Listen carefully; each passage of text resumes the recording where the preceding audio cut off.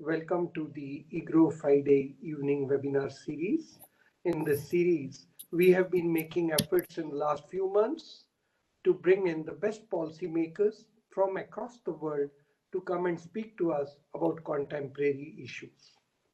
It is in this context that the budget of February 1 is here with us. And last week on Friday, we had a galaxy of professors from across the country, from Northeast, from South, across the country, to come and speak to us about the expectations about the union budget.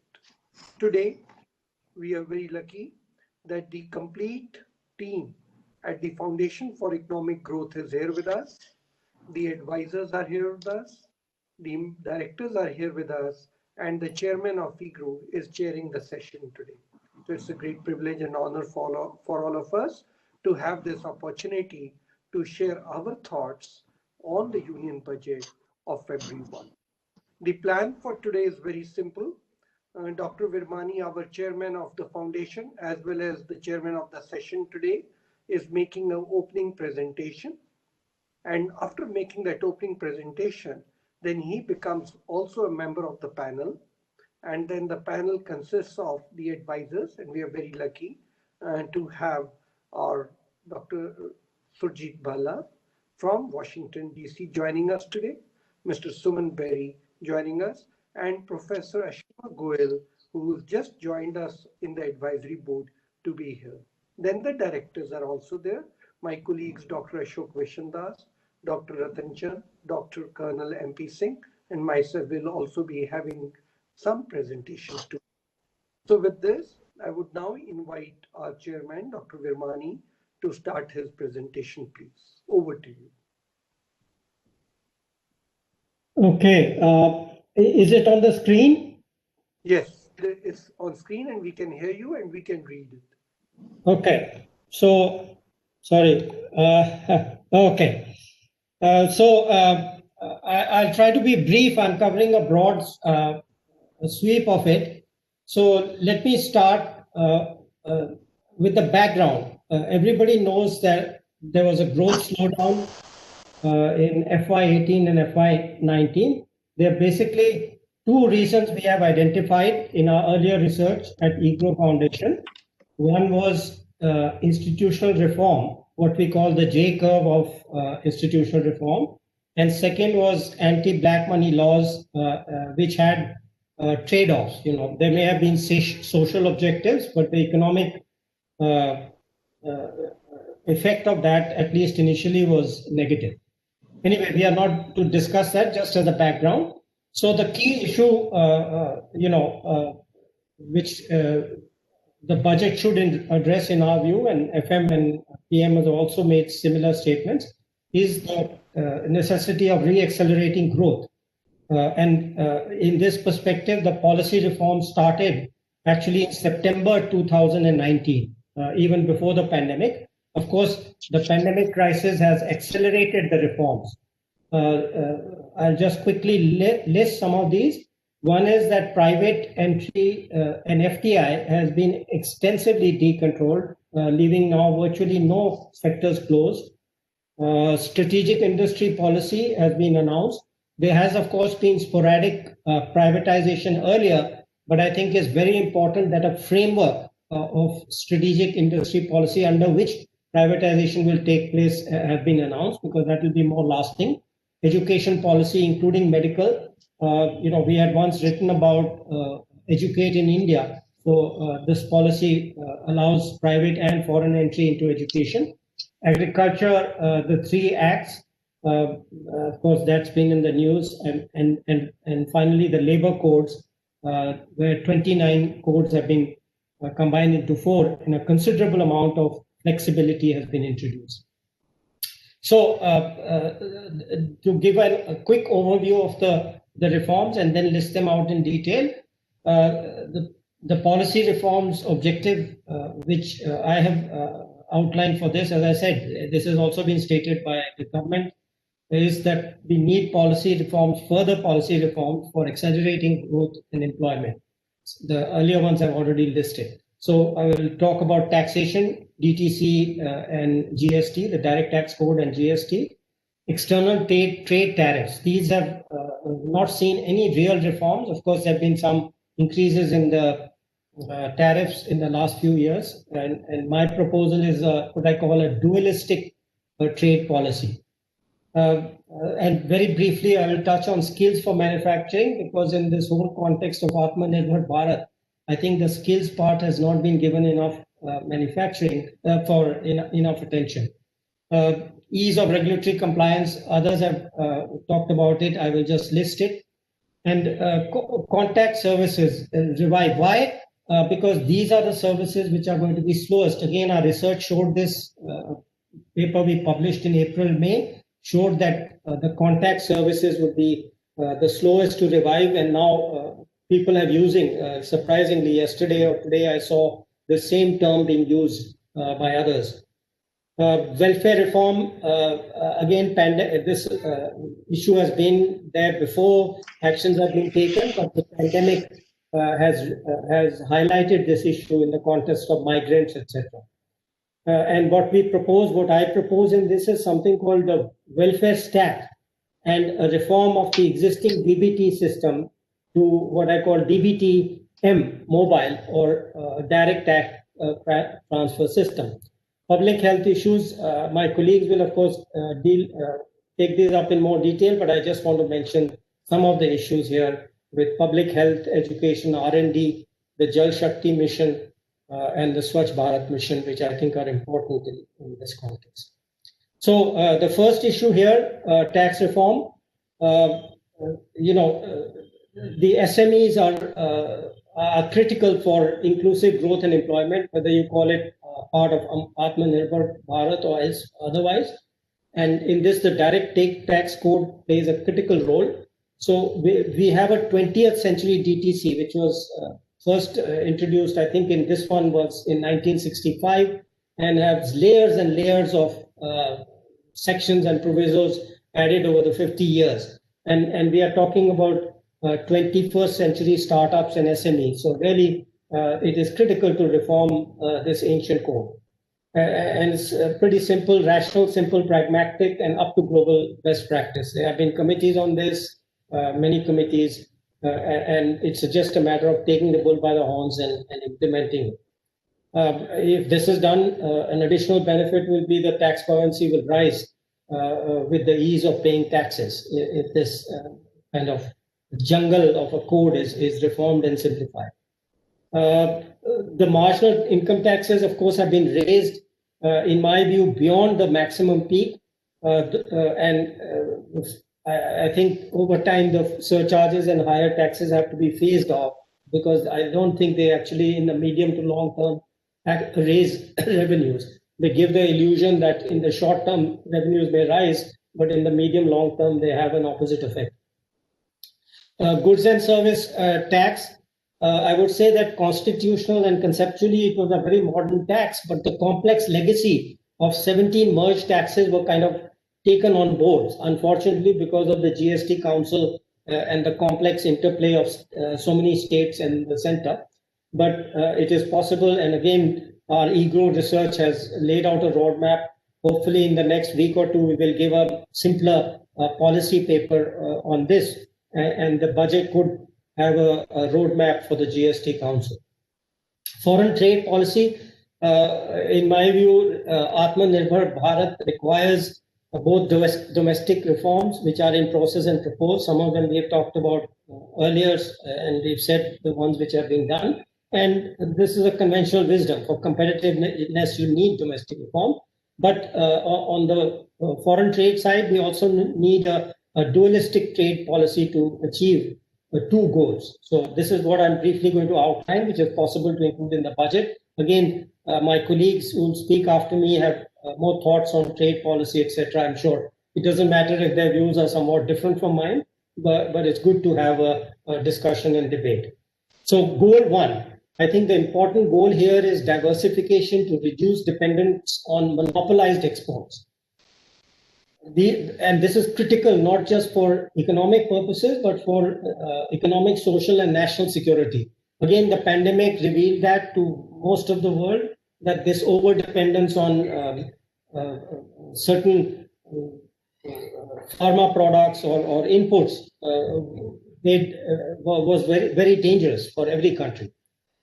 China has used asymmetric trade policy because they are able to do it. They are a communist authoritarian state and used NTBs, which are not even possible or thinkable in any democracy. But we don't want to do that, clearly. So what the objective of this is to build minimum efficient scale through two sets of policies. One is an investment subsidy, the product-linked incentive schemes. So from what feedback one has seen, this is actually already beginning to change the thinking of people to scale, because one of the weaknesses of India versus China is they have huge scale compared to our firms in the same product line.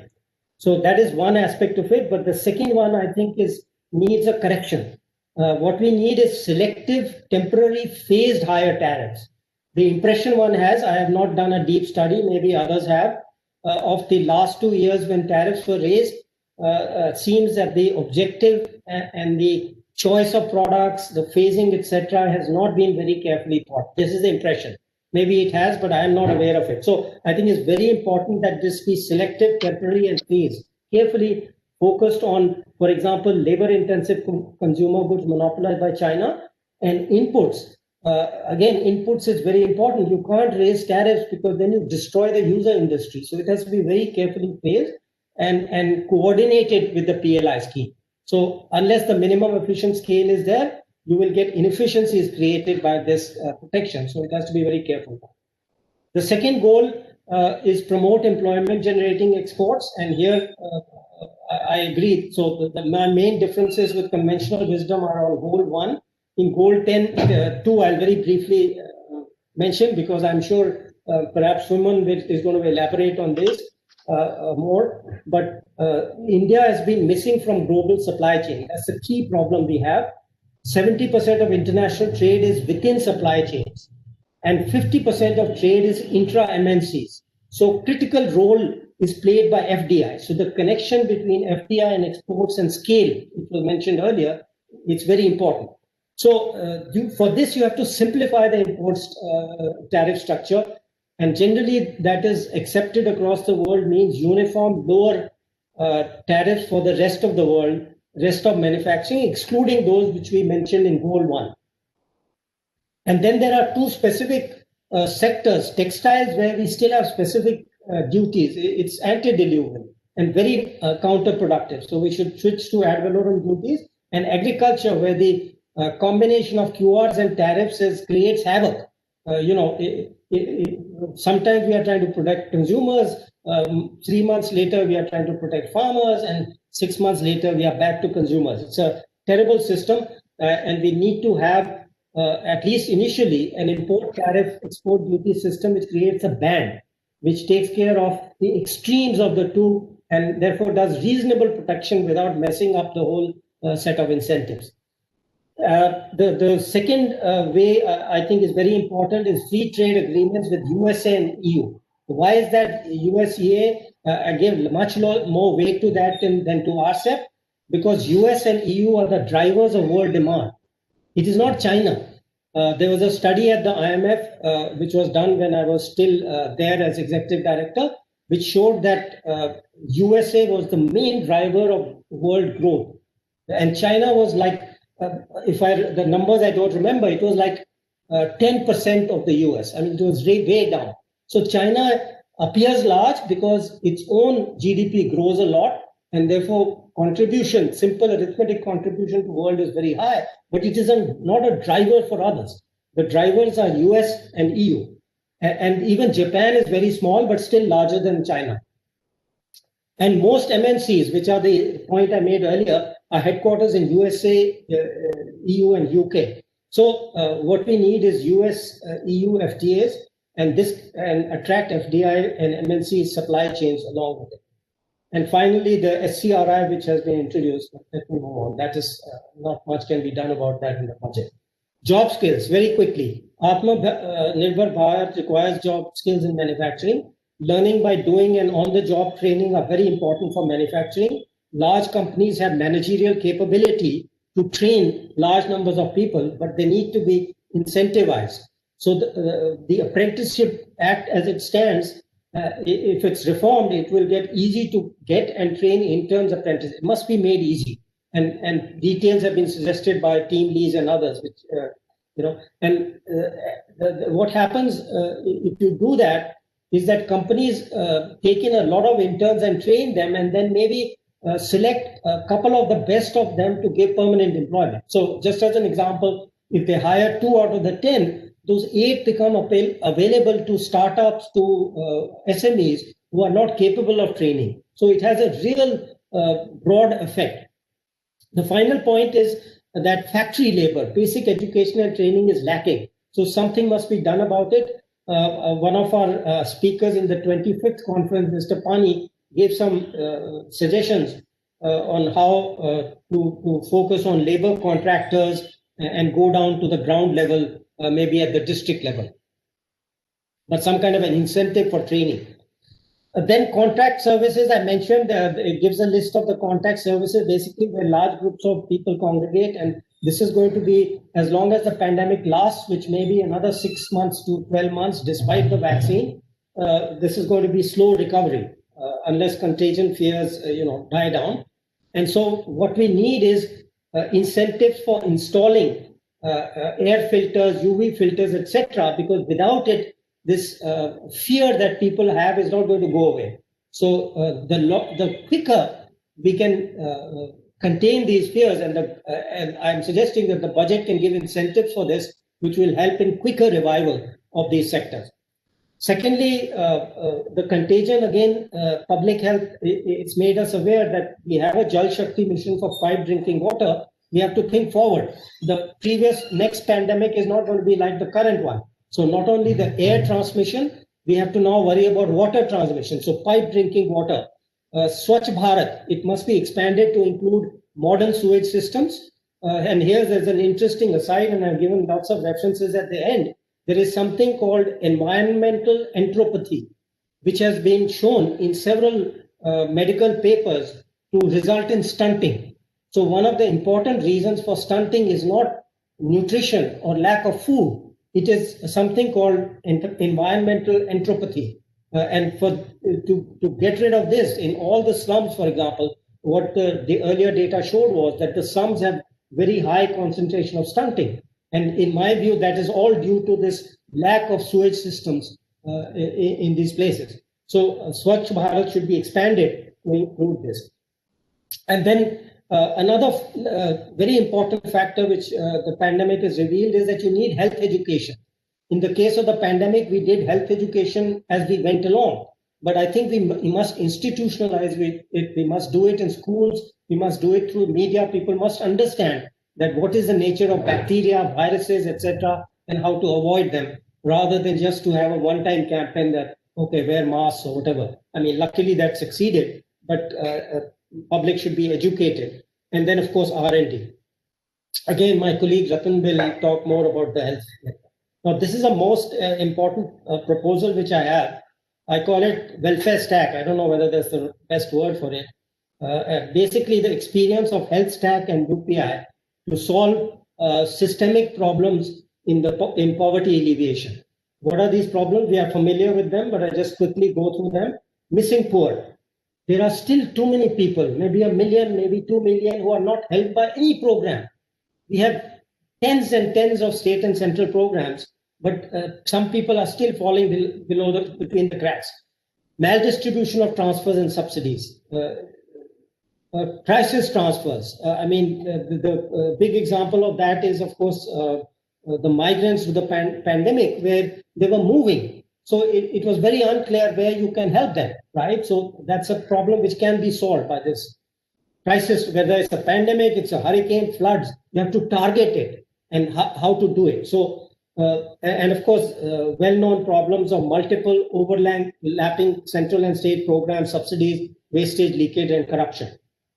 So the importance of this welfare stack is it will be an information portal which will whose coverage and goal will be that to cover all hungry, absolute poor, which conventionally is defined as less than $1.9 a day, and all the vulnerable, which is, in World Bank poverty terms, between 1.9 and 3.2. My guess is that this, or approximately, this will cover 50% of the population, 40 to 60%, 50% plus minus, let's say. And the stack will have all details of entitlement, receipts, usage, and will empower all potential recipients. That doesn't mean they'll be getting all the time, but the base will be there for any person who falls in the cracks. If there's an epidemic, will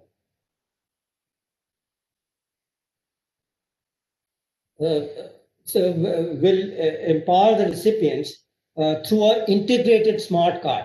I envisage this as a virtual card on the welfare stack, but in areas where it is internet is not still very good, in principle, it could also be given as a plastic smart card, which will have all the benefits applicable to any of these poor, as I mentioned. So this in principle would be a very big empowerment of the poor and vulnerable. The second aspect which I focus on is this stack is envisaged as both for center and state. So all the programs, all subsidies which are targeted at individuals, the poor, etc. So in addition to this, I think the central anti-poverty program and subsidies need to be integrated and the same type 1 and type 2 errors eliminated. So this could be done by pooling the funds to cover at least the lower 40%. And when I say 40%, in terms both of average income and in terms of the known past shocks where people were pushed below this 40%. So the actual number may not be 40%. That's just a conceptual number which comes from one of my research studies. But let's not go into that given the shortage of time. And the third key aspect is the use of mobile of the JAM Trinity for empowerment. So again, I use the example of the migrants.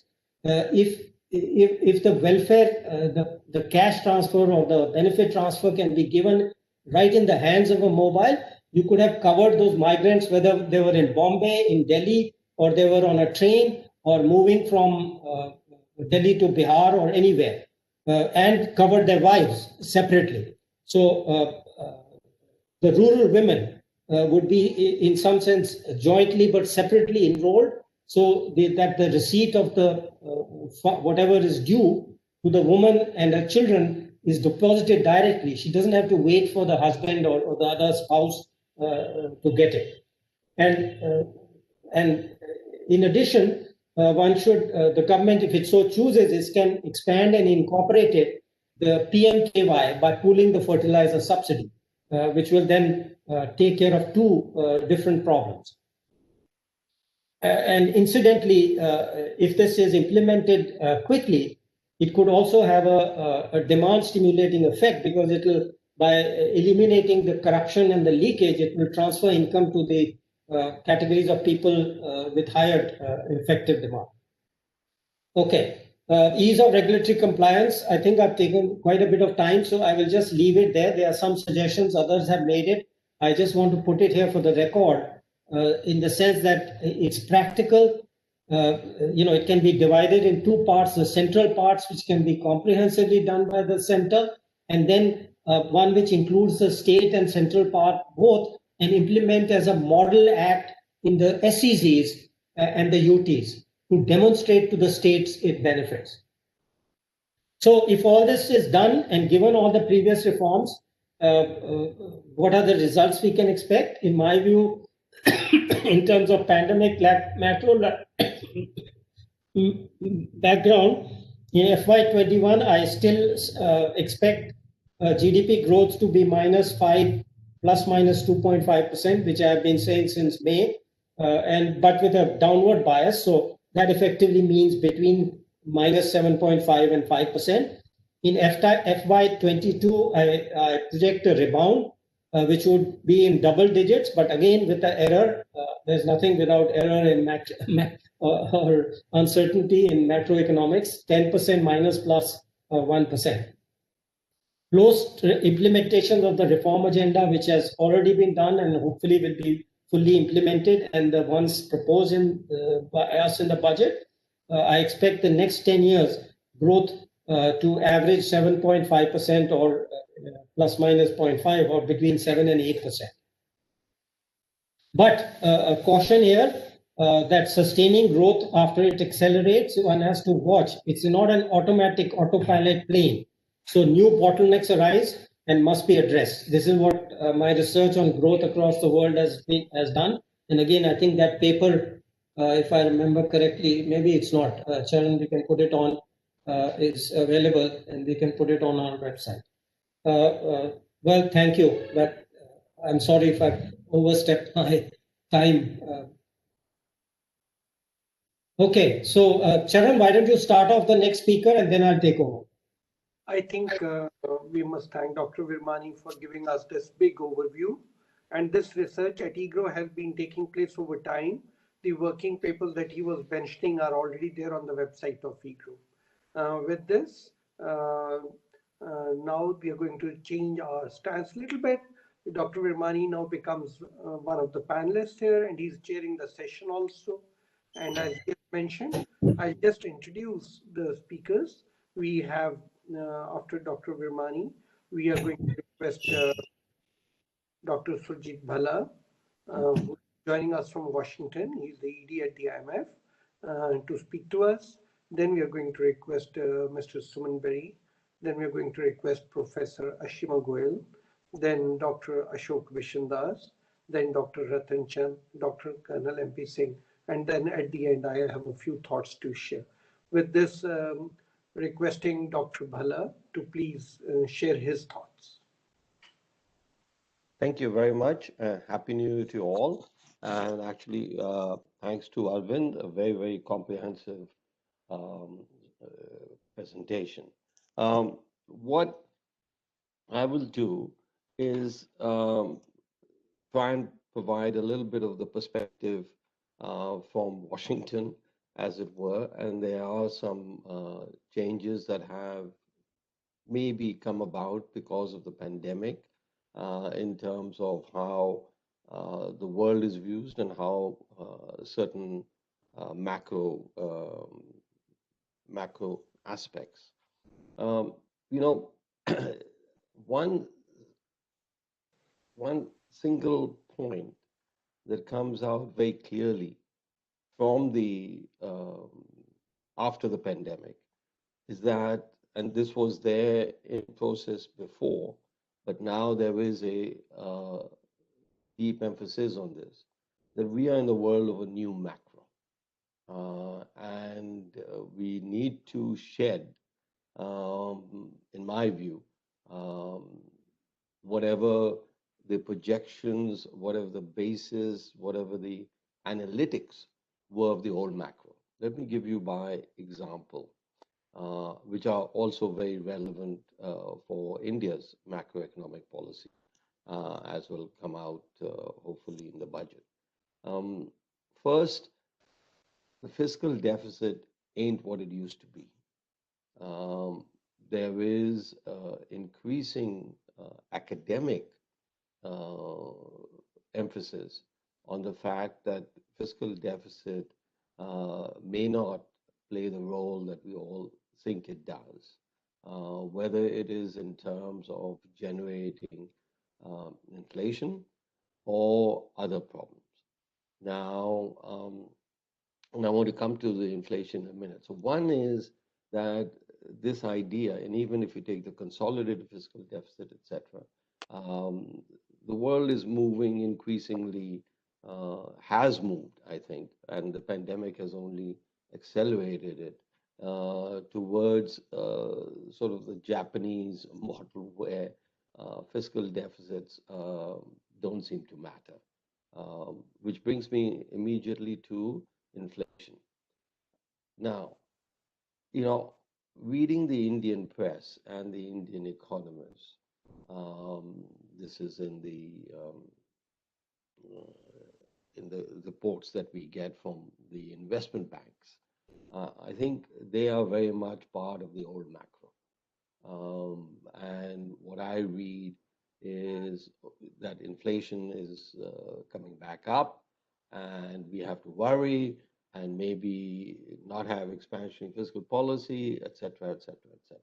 You know, the whole litany that comes with that. And you can read almost any of the leading um, investment analysts in India. And I think that is where we will go wrong if we follow the recommendations of those. Third, the you know the IMF has a policy tracker, and this policy tracker documents for all the member countries, close to about 200, as to what policy response they've had to the COVID and the problems caused by the pandemic. These are all short-term responses, and you can all go to the IMF website and see those short-term responses. As it happens, we have done a study for the reforms. That is, and a lot of them were listed by Arvind, but those are the reforms, long-term reforms that have been undertaken by these countries. And this is not, it's while it is in the public domain, it is not a policy tracker. So you can't access it easily. You have to go through all the publicly available IMF documents and other documents. And what it turns out, and this is hasn't been emphasized enough, is one of the most remarkable events, is that the extent of economic, structural, long-term reform that India has undertaken is leaps and bounds ahead of any other country. So 2 points. One, very few countries, less than 7 or 8, that have undertaken structural reforms. Indonesia is prominent in that. Brazil is prominent in that. And Greece is prominent in that. But outside, and we are very, very prominent. And I think this has a real, genuine bearing on what we can expect. And I agree very much with Ivan's forecast that 7.5%, 7 to 8 would be my forecast because of these reforms. And with world growth not being exactly the same as it was before. So, in that regard, it's quite interesting. If you look at the objections to the farm laws, one senior economist said that, why did they do the reforms right now? We had the pandemic. And therefore, we could have postponed these reforms. These very same economists were saying out loud and clear, don't waste a crisis. So I think we need to reconcile what our leading policy economists, and most of them based outside of India, were saying. First, they are saying, don't waste a crisis. And then when India has been at the forefront of not wasting a crisis, they're saying, what was the hurry? So I think we need to give more importance to the long-term reforms that have been undertaken in terms of making any forecasts of economic growth. And I think all the numbers converge to that. One other aspect of economic reforms, and I'll just take a couple of more minutes, that hasn't been emphasized enough, but is well known, is in terms of gender equality. India has made very, very huge strides in gender equality, particularly in terms of education. So the strides have to do with improvement in India for the value of women, value of girls, equality of women. But in terms of education, it's an absolute leadership. In India, there are more women now than men in college. Second, STEM graduates. over the last 5 years in India are the highest in the world, except for Oman and a couple of other countries. So about 45% of India's graduates are female and in STEM. And this obviously will have a huge bearing on productivity as we go down the road. So this is another aspect. In terms of, and then I'll end, in terms of what policies are needed right away, one of the most important reforms that we need right now is with taxation.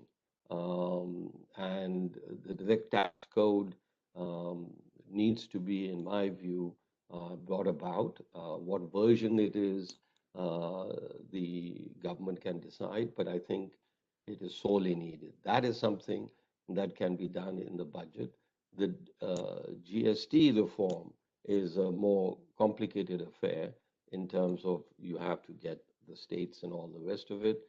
But something that can be directly done is in terms of the DTC reform and other associates. So let me conclude with, I think the situation in India, the macro situation in India is likely to be very healthy going forward. And the micro situation in India has also shown considerable improvement, and in certain areas, absolutely at the forefront, which is in education and STEM. So, and growth forecast, and I agree, and I think inflation is very, very unlikely to be a problem in India or in most parts of the world. Maybe 5 or 10 countries will have an inflation problem, but other than that, that is part of the old macro, not part of the new macro. I'll end there. Thank you. Thank you, Sujit. Well, let me, before I turn it over to Suman, let me briefly highlight a few points which kind of, were good. I mean, were new or good to hear from you. First, of course, this fact that out of perhaps only 7-8 countries have done significant structural reform, and India is kind of on the top of that group of 7-8. I think that's a very important point you're making, and I think certainly needs to be highlighted and known much more. The second point, I think you are re-emphasizing something you have been saying earlier, but a lot of other people seem to be discussing this whole connection between fiscal deficits and inflation, at least, is something which needs to be considered and discussed. The third point on gender equality, again, a point you made before, but yes, well worth making again, that the strides. I still remember some of your own research and Ravi's research on this, and I think you're right, absolutely. The STEM part is probably a little newer, which I think few people know. And fourth, it's good that you endorse the need for DTC reform and make and the growth projection. So that's good. The more people endorse it, we can re-emphasize, Charan, make note and emphasize the things which are endorsed by. So thank you, and over to you, Suman.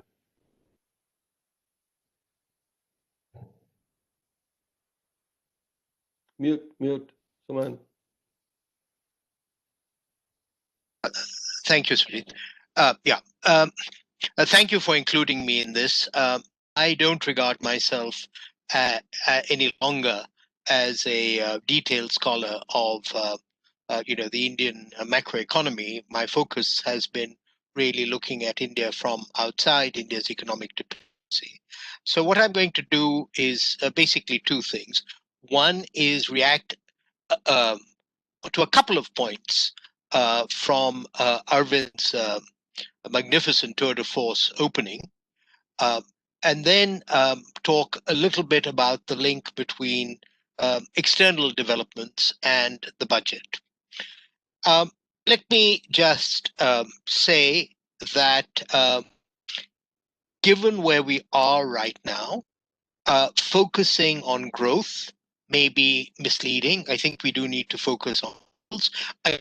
Arvind has done very detailed work on levels, on the how long it will take us to return to the previous growth path. For a poor country, the discussion will eliminate that for us.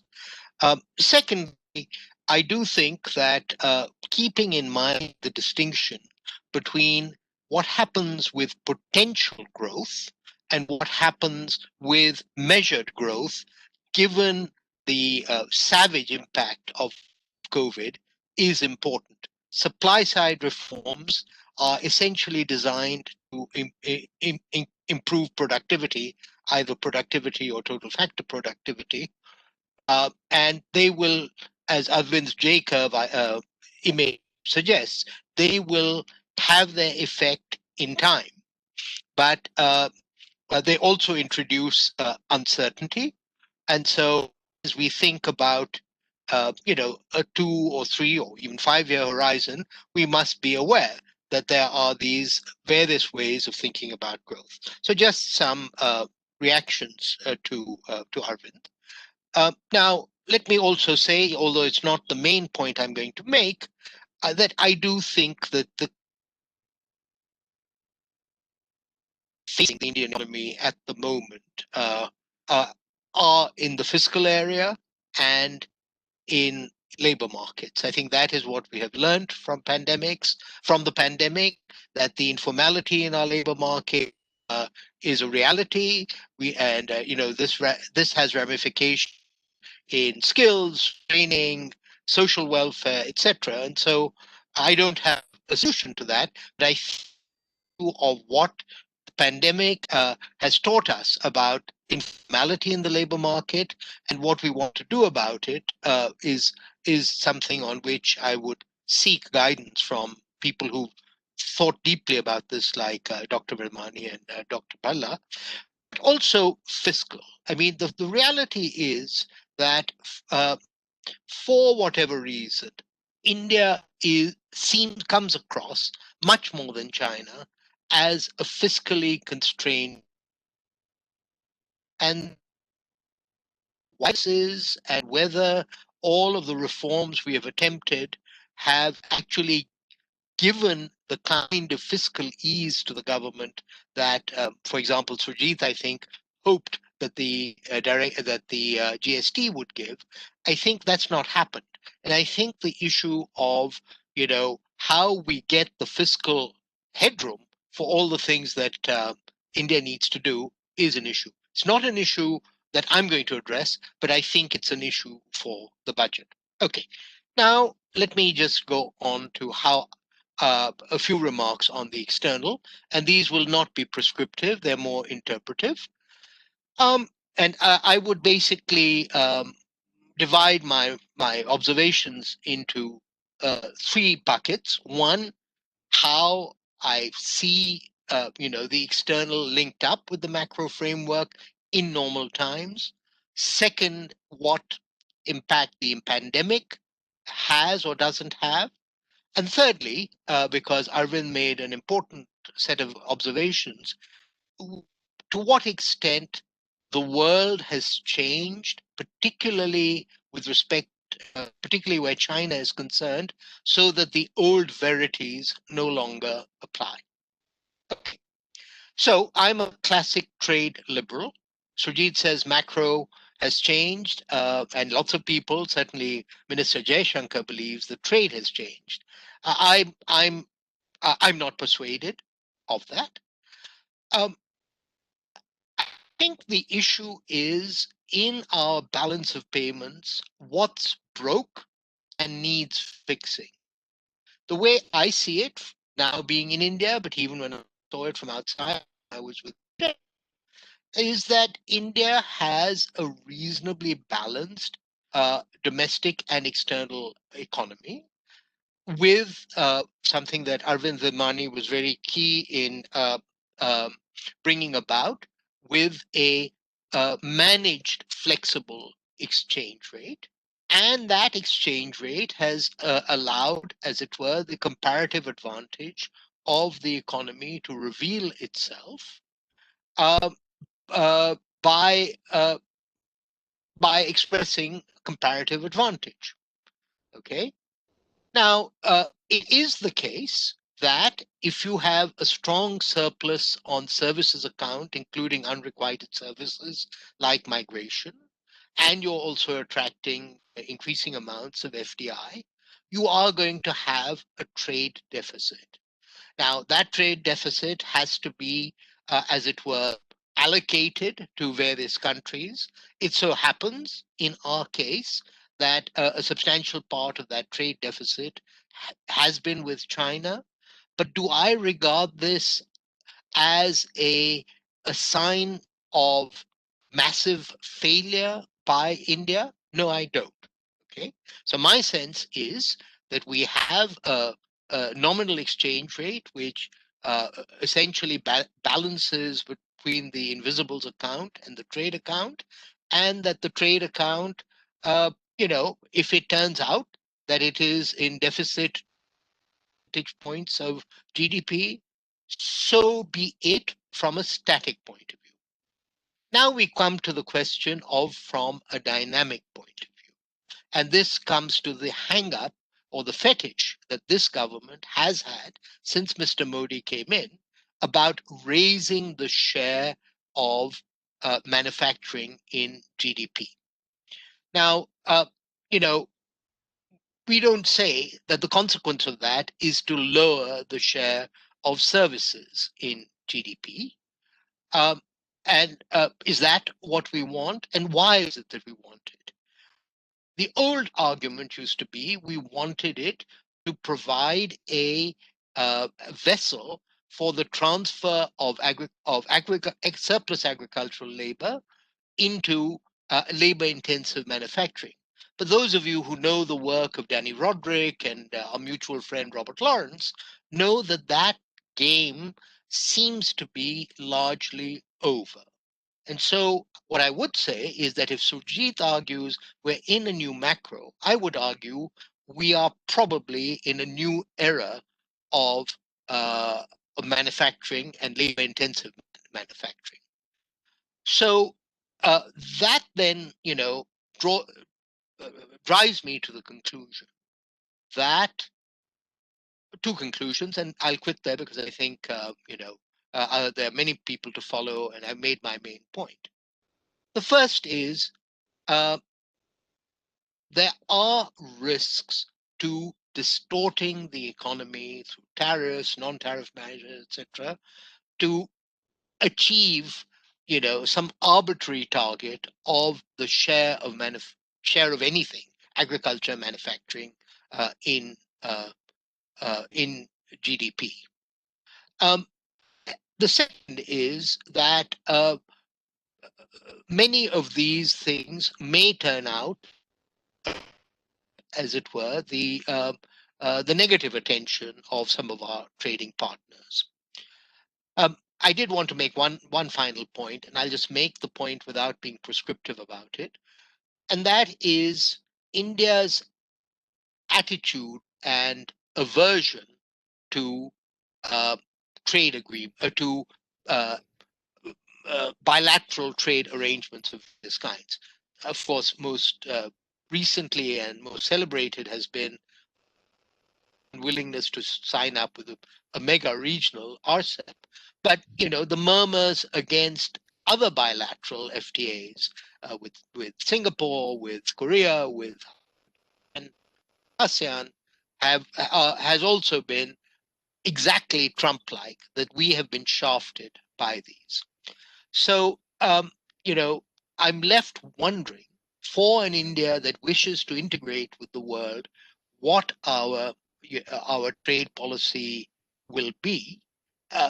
The budget is not a place that we can opine on this, but I think the budget as the comprehensive statement of the government's reform activities could provide some signals. And one additional point that I should have made earlier is that in all of this, policy arbitrariness is, and I know this from things like the the retroactive taxation, etc.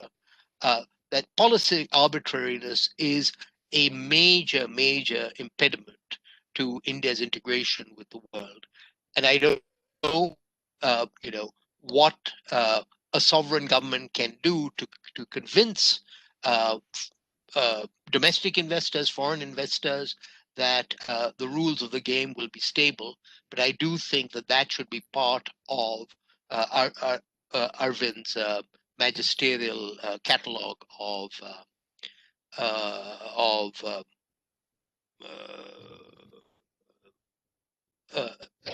to-dos. Okay, thank you. I'm sure I've gone over my time quite substantially. Yeah. Thank you, Suman. Before I hand over to Dr. Ashima, just highlight a few. There were, of course, a number of questions addressed to me, but I think we'll have to leave that to the question and answer if others are also interested. But just highlight a few things. I think it's valid. Well, one point which is, I think, something which looks obvious afterwards, but I think is very important. The simple point that if manufacturing share goes down, something else, or goes up, something else has to go down. So that means services. I think, Suman, I agree that sometimes we miss the obvious, and those are really the important questions to ask people who have not thought these things. That's one. But I do want to point out that this both the if you I don't think you use the word, but I can't remember exactly what word, but call it fetish to raise manufacturing share, and the questioning of FTAs, PTAs with various countries, in fact, started well before this government came into power. So it's I think it's not just a political issue. I think one has to, if one is going to have a debate, you've got to debate also with all those people who have been questioning in business and other areas. So with that, I don't want to take too much time, but Dr. Ashima, go ahead. And welcome. I'm very happy that you joined our group of advisors. Thank you. I think it's very nice to be in the in group, and interesting points made. I will try to be brief and stick to three main issues. First is monetary and fiscal cooperation, of which we are seeing more and more worldwide after the COVID crisis. So specific points for the budget. One is that since in India, inflation tends to be driven more by supply side shocks, while it's demand that drives output. And so lower interest rates as well as higher government spending will help output recover. But to keep inflation low, we need the government to take some steps more than the Reserve Bank. And these steps include the general lowering of costs of doing business. Dr. Virmani had some excellent ideas in his presentation, for example, regulation and so on. But also, I think that the government, because of the crash in revenues, has been relying a lot on raising various taxes, whether it's petroleum or fuel taxes or tariffs. And some of these need to have contributed to higher inflation, and they need to be rationalized. Then the second issue is the cost of government borrowing. Because I've done some research on this, because in 17-18, we saw a sharp 200 basis points jump in the cost of government borrowing. And the regressions we'd run then showed that it was among all the causal factors listed in the literature, the ones that were significant in India were, apart from short-term rates, including policy rates in India and abroad, but and a dummy variable capturing some specific policies that time about bank, HTM, and so on. It was OMOs that had the most impact. And at that time, durable liquidity had been squeezed. The Reserve Bank was doing very few OMOs. Now today, the repo has fallen. That time, the repo was 6 and G-Secs reached 8.18 at the peak. Today, the repo is 4, but G-Secs are at 5.9. And they're the lowest in more than a dozen years, but still the spread is 200 basis points. And historically, the spread has been only 60 basis points, over the policy rate of secure government bonds. So the question is, why is it large, although now OMOs are happening on a regular basis. So there are two issues. One is the very large, because of QE, we are seeing a huge surge of capital inflows into India.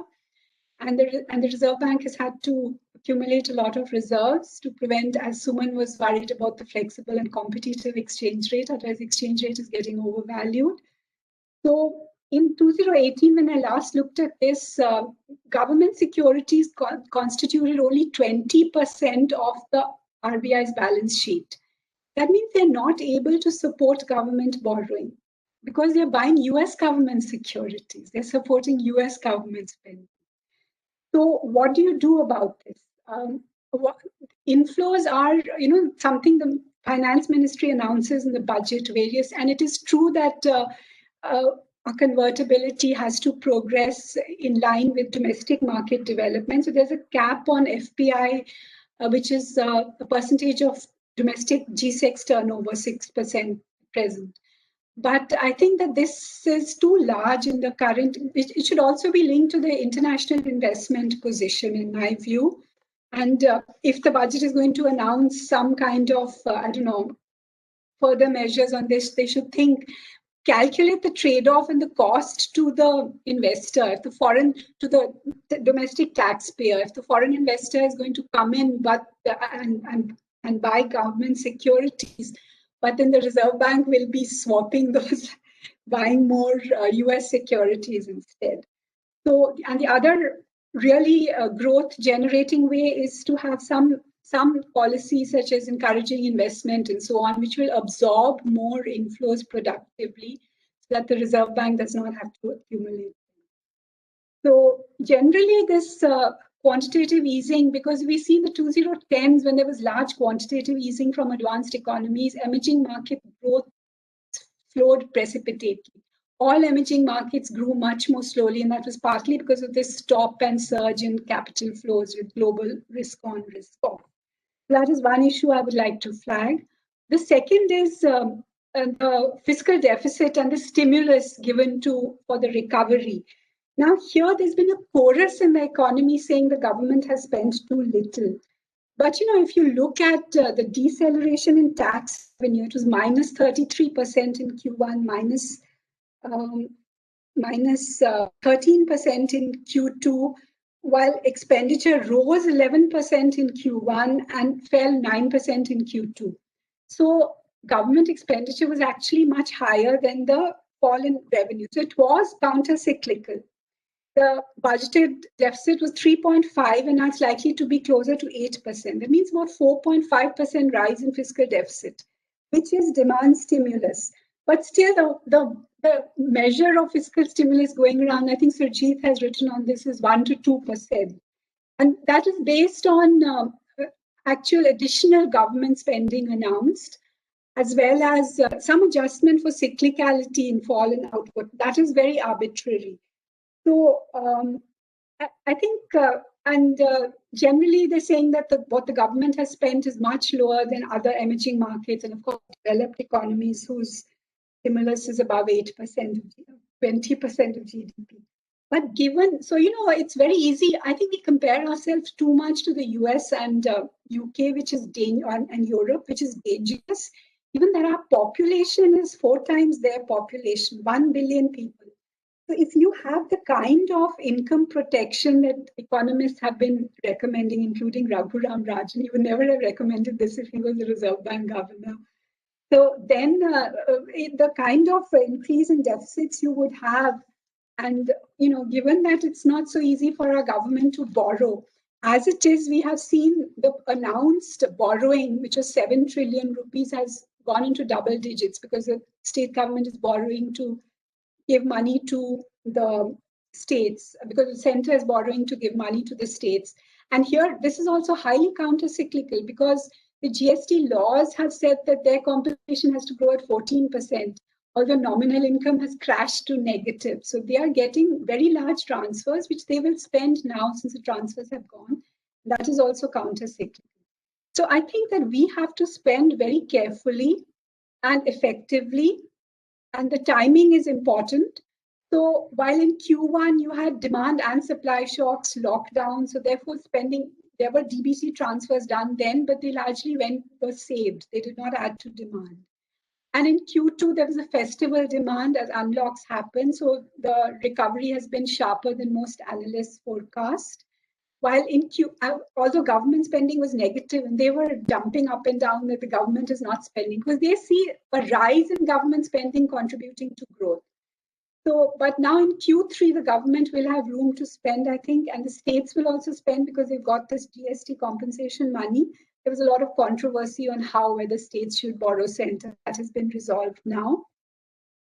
But one of the puzzles, and then they've been saying that you need the supply side to recover for a demand boost to be effective. So now supply chains have recovered somewhat. Inflation is also coming down, which is wonderful being in the MP. And we are really waiting for inflation to come down. And I think, as Dr. Virmani was saying, we need to, and also vaccines. So therefore demand will be the constraint, and this is the time for the government to spend more.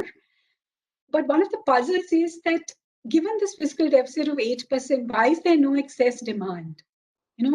So I think one of the reasons is that a lot of this money goes into paying banks who are not lending very much, because interest payments are about 3% of GDP. And I think also the DBT reform, already DBT has been started and it has led to a lot of saving of leakages. In general, this government is very careful that money should go to whom it is meant for. So that leakage used to fertilize the economy. That is no longer the case. And so, as Dr. Virmani was suggesting, I think there should be a big push for more DBT, direct benefit transfers, to more beneficiaries in the lower and middle classes, maybe tax cuts, mobile DBT, as was suggested. So that's the second issue, fiscal stimulus. And then the third is debt and sustainability. So here it's very interesting that the real debt, there is a big worry that the debt ratio, which is around 70% combined, center and states will go to 85% with the rise in deficits. And but if the real debt ratio increases with the excess of the real interest rate over the growth rate plus the primary deficit ratio. So if you see, this had peaked in 04 at 85. In 2011, it fell to 67. 2019, it had risen to 70. And the interesting thing is that over 2004-11, you had high growth rates and low real interest rates. So the debt ratio fell by about 18%. 2012-19, you had torturous fiscal consolidation, low real interest rates, very high real interest rates with inflation targeting, petrol prices fell, nominal rates were not reduced, growth rate fell. And the primary deficit fell at the central level through strenuous efforts, but the debt ratio actually rose 3%. Although the center's debt decreased somewhat. So the point I'm making is that for debt consolidation, high growth, low interest rates, and a reduction in primary deficit helps. So therefore, I've done various simulations which show that even if if you say debt increases to 85%, if you have higher, so the next year, what is going to happen is, because the base effects, very high jump in growth, maybe in double digits. So about 1% of expenditure can just be accommodated because the denominator is rising as nominal income rises. The reverse was working in the last 2 years. And then you need to spend more because this is the time when demand can compensate for the income shortfall. So if in 21 there is a higher deficit, after that, as long as they make efforts to reduce that, because what happened in the 2000s, the UPA government was, they were benefiting from growth and a rise in revenues, but they also increased spending tremendously. So if at that time there is an effort for some consolidation after growth is established, then, so if you have a good combination of low interest rates, higher growth, and some contraction of deficits from 22 onwards, then the simulations show that the deficit, the debt ratio, which took 15 years to come to 70 after 2004, can come to 70 in just 5 years, and it can reach 60 by the end of 2030. While the FRBM says it should reach 60 by 2025. No? So it'll be 5 years late. But in general, the government therefore has to spend in this budget, ensure that demand exceeds supply and stimulates growth and activity. And I think another source of revenue can be active privatization, which is quite advanced, monetizing different governments. That's all. Thank you. Thank you. They made a number of points. I can only pick out a few of them. One, of course, was this spread between repo and G-Secs. I think that's clearly something which needs more thought. The second was, I'm glad it made the point about this automatic stabilizers. I think this is something which few people seem to, surprises me, because we made a big deal of it in the balance of payment, or rather that GFC crisis, where it was a very, very important factor. That tax revenues fall and then they recover. And you have to be very alert to that. I think one of the mistakes which was made after I left as CA was to not pay attention to this automatic rise in taxes. And I think that's a very valid point, which you're right. There are too many people who miss it, and you must keep pointing it out. The third one on government expenditures and the careful spending. This is something again at EGROW we emphasized again and again that during this period of great uncertainty and lack of information, you have to be carefully targeting your expenditures. It will be a total waste to just have a bucket scattershot approach because it won't help.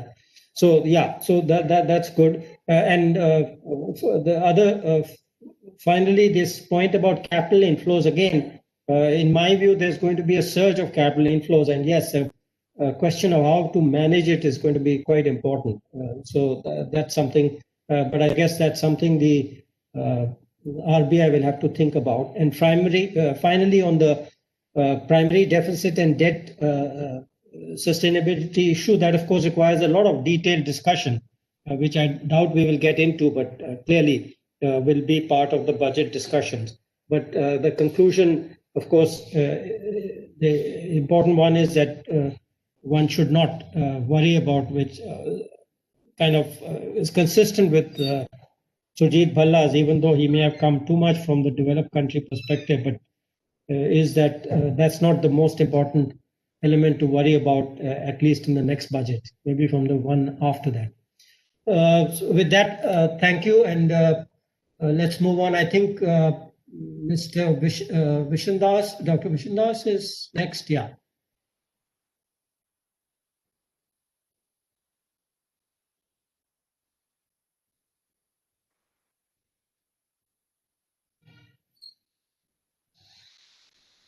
You have to unmute.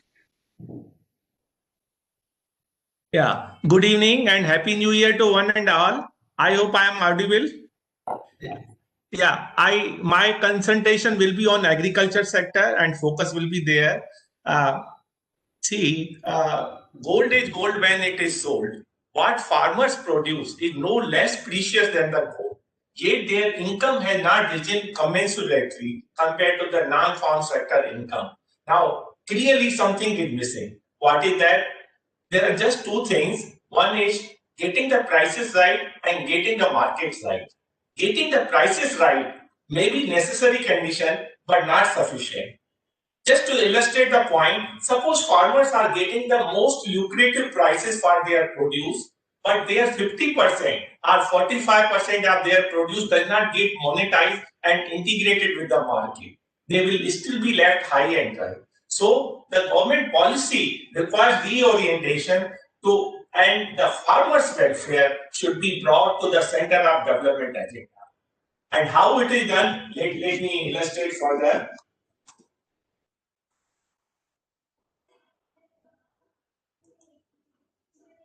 the farmer's income, the farm sector income is about 25% to 34% of the non-farm sector. This is obviously very low, and therefore certain things have to be fixed. And what are those?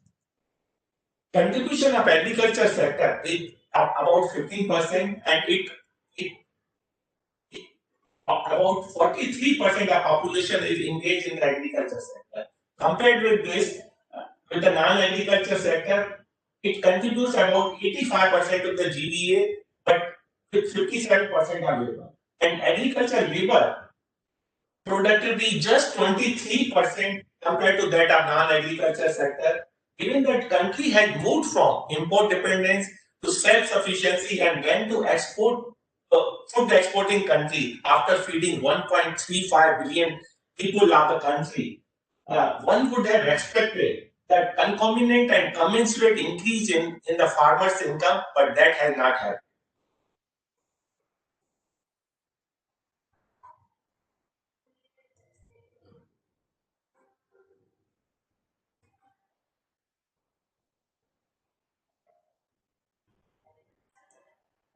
So there is a paradoxical situation in India where per capita income is rising, production of food grain is rising, but there is also an increasing number of malnutrition expenditure.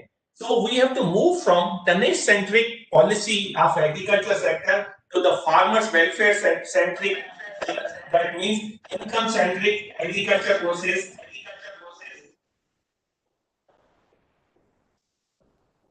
We have to shift from green revolution to Indian revolution, and this is doable if we had the following 5 major agriculture policy: creating an enabling policy framework, intensification of farming, diversification to high value agriculture, reforms in the agriculture market and agri-logistics, stable agriculture trade policy, and agriculture insurance to cover risk. Land is inelastic, yet activity can add income elasticity disguised in unemployment. Enabled farmers to be producer of solar energy, that is Urja Data, just as an example, and we front runner of International Solar Alliance. Encourage the right and optimal kind of rural industrialization. The cost of labor, that is the wage rate, is going to outstrip the cost of capital. Promoting farm mechanization on pay per use basis like Uberization, substantial price differential in 3 fertilizer nutrients, that is the potash, which leads to the skewed production, environmental degradation and waste of domestic resources. Nationalization of fertilizer subsidy is the need of the hour.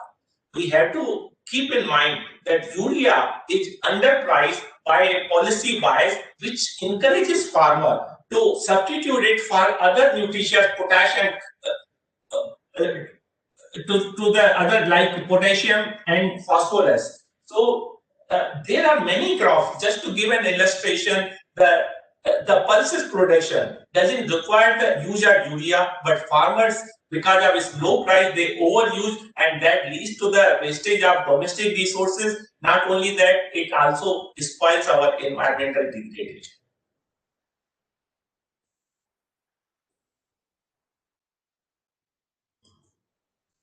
Nudge Andata, that is our farmer Urja Data. The PM had set a target of producing 100 gigawatt of solar power by 2022.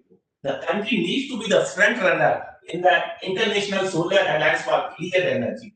500 solar tree per acre at a height of 10 to 12 feet in such a manner that even tractor can move in between. Farmers can keep growing their normal 2 crops, and this has demonstrated in some part of the Gujarat on experimental basis. So this is doable. Along with the agriculture, it can be a solar energy, the solar tree can be planted without hindering to the growth of other crops. Ample sunlight can penetrate. For financial viability, the states needs to be ready to do power purchase agreement to channelize excess power thus generated.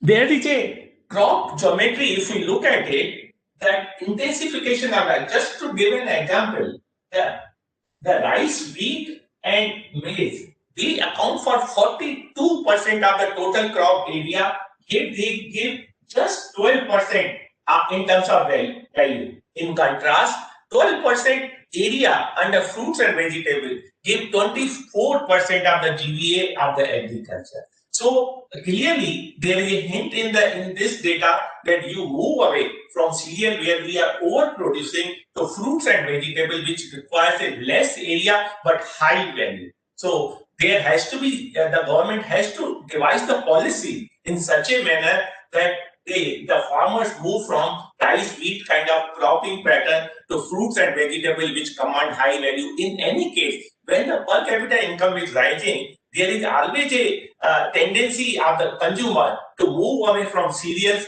to high value fruits and vegetables. And we have seen our behavior, as our income rises, the proportion of expenditure spent on cereal and pulses goes down. So we have to release the excess land commanded by the rice, wheat, and other conventional cereals, diversify and align the production system to take advantage of the demand. Reforms in agriculture marketing, getting the markets right, move from plate to block. We have to take cognizance of what is the demand and then calibrate our production according to the demand, not the demand, not that we produce and that it will be demanded. And we have to ensure that the production, the entire production is evacuated from all geographies, all corners of all commodity from the entire country. And for that, you need to have very, very stable agri-trade policy also. Perishable rail cargo centers ought to be constructed in a mission mode where farmers can store their produce and new technology to be incorporated into the Indian agriculture. Kisan Rail Service and Krishi Udan, that agriculture flights, will enable farmers to sell their crops to other states.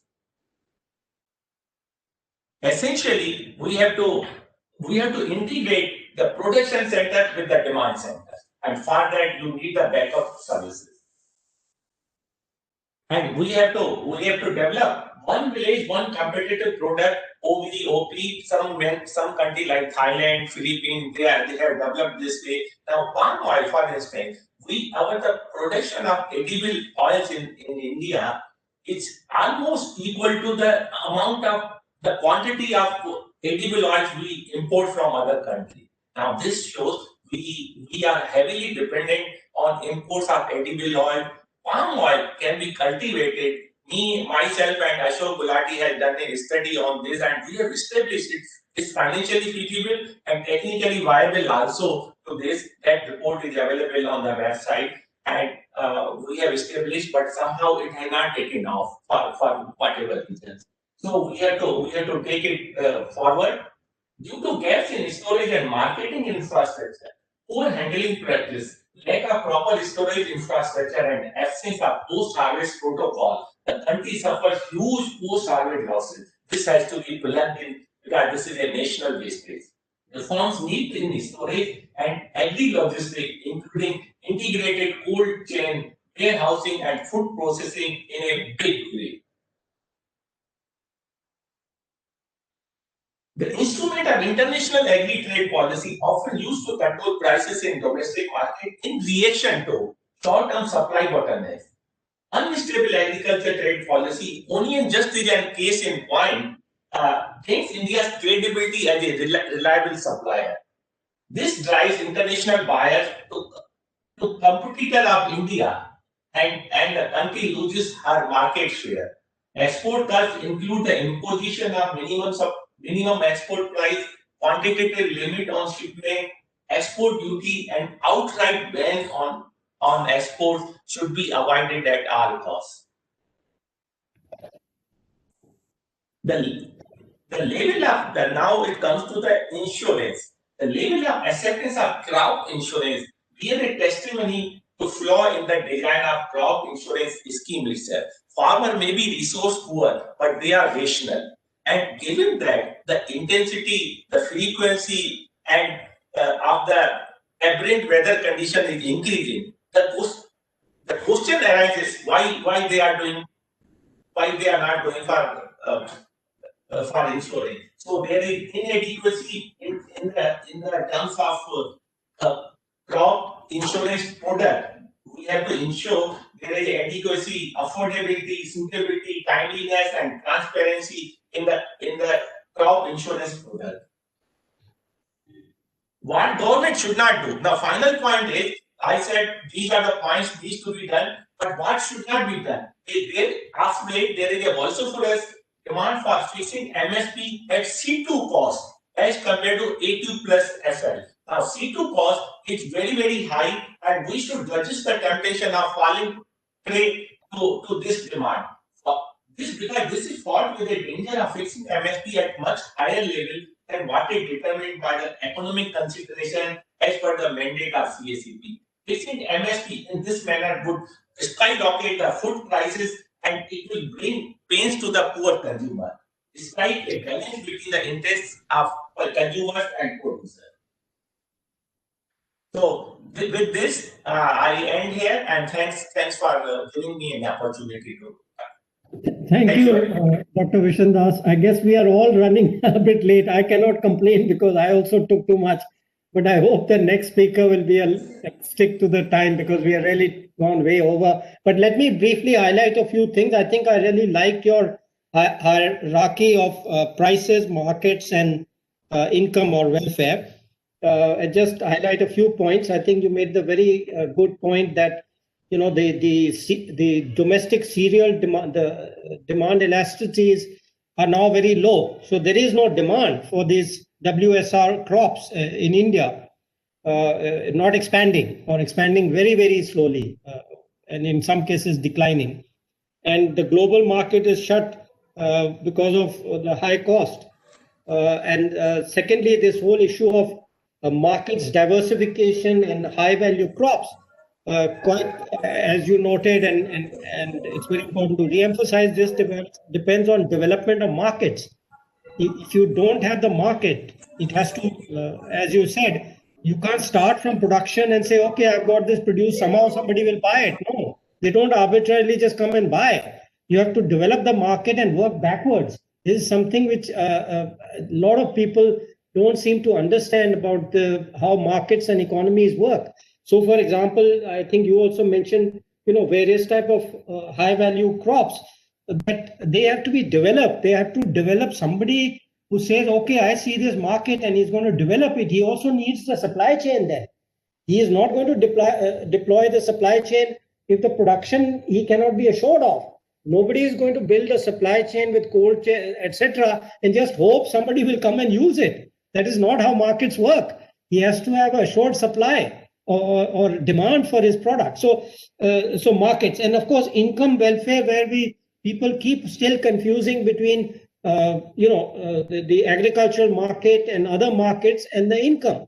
If farmers or landless people need income support, there has to be a separate mechanism. We have again this bad tendency in India to want to achieve every single objective with every single policy. That is not how it works. It creates total confusion. Even though China is not a favored country now, but one of the key things lesson which I learned from them is they focus on one objective and then put everything into it rather than the other way around. We have multiple objectives and every policy is for every objective. So quite rightly you emphasize the income. With that, now we are running out of time. I hope the rest of our speakers will at least stick to 10 minutes. Well, okay. So Mr. Ratan, are you there? Yes. Dr. Ratan Chand? Yes. Can you hear me now? Yeah, so I would like you to go quickly over those. I hope you can be point-wise. I think given all the stuff which has gone before, everything need not be explained. Maybe one or two things may need further explanations, but I hope you can just quickly give us your points. Thank you.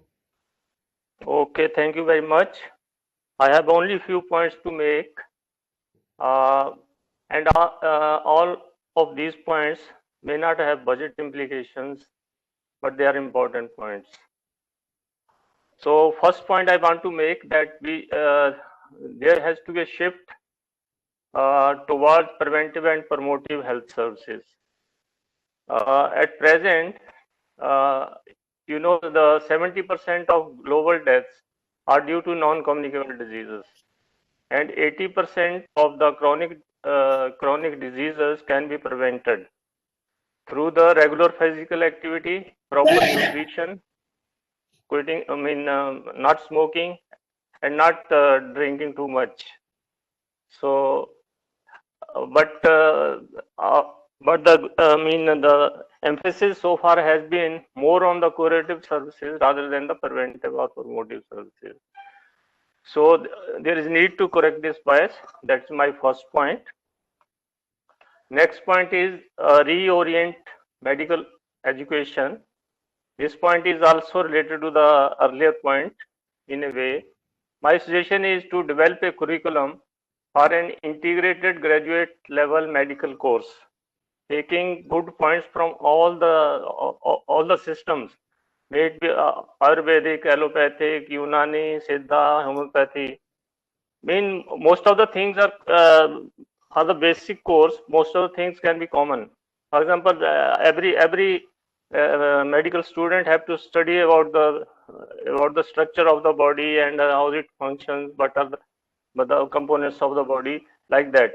So for the medicines also, if common things can be some things can be taken so that all the graduates learn about those things, and some of these points are further taken, and the curriculum of postgraduate courses also incorporate points from all the pathies. I think this will strengthen the health system in a better way, and this will also reduce rivalry among the various pathies at present. And third important point is, now what I want to say is improve governance. At present, there is not a health cadre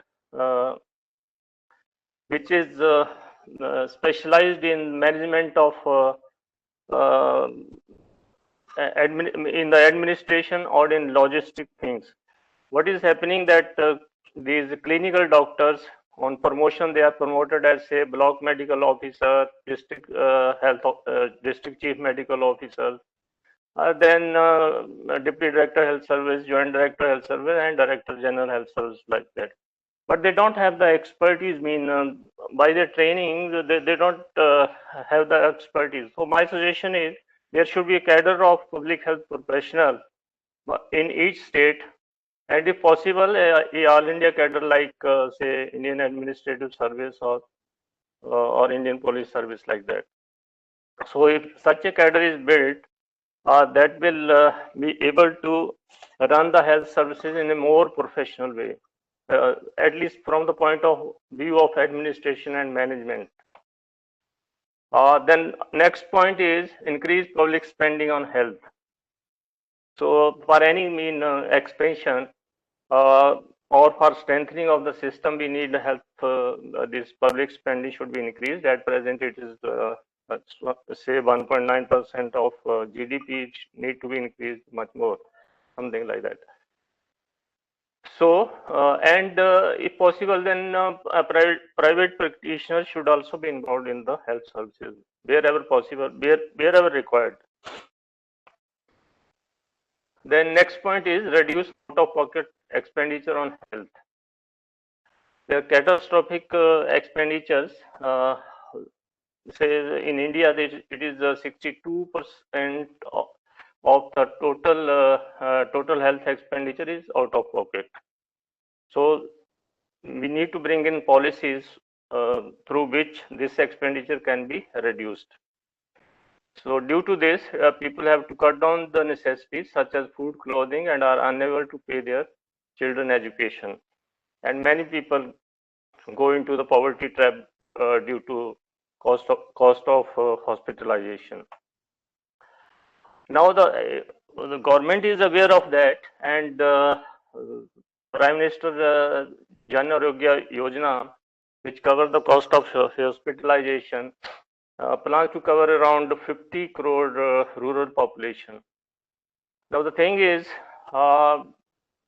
it's a scheme, but 50 crore people should be really brought into the net. So it is to be ensured that the people are brought into this net, and whosoever requires hospitalization, speedy approval should be given, and the hospitals who are participating in this, their payment should be made in time. And there is, as you also mentioned, Dr. Birmani, these lists of 50 crore people, they are based on some old census, say 2011 socio-economic cost census. So many of the people are left out. So there should be a system to bring in all those people who are left out, and whosoever is left out should be brought into this system.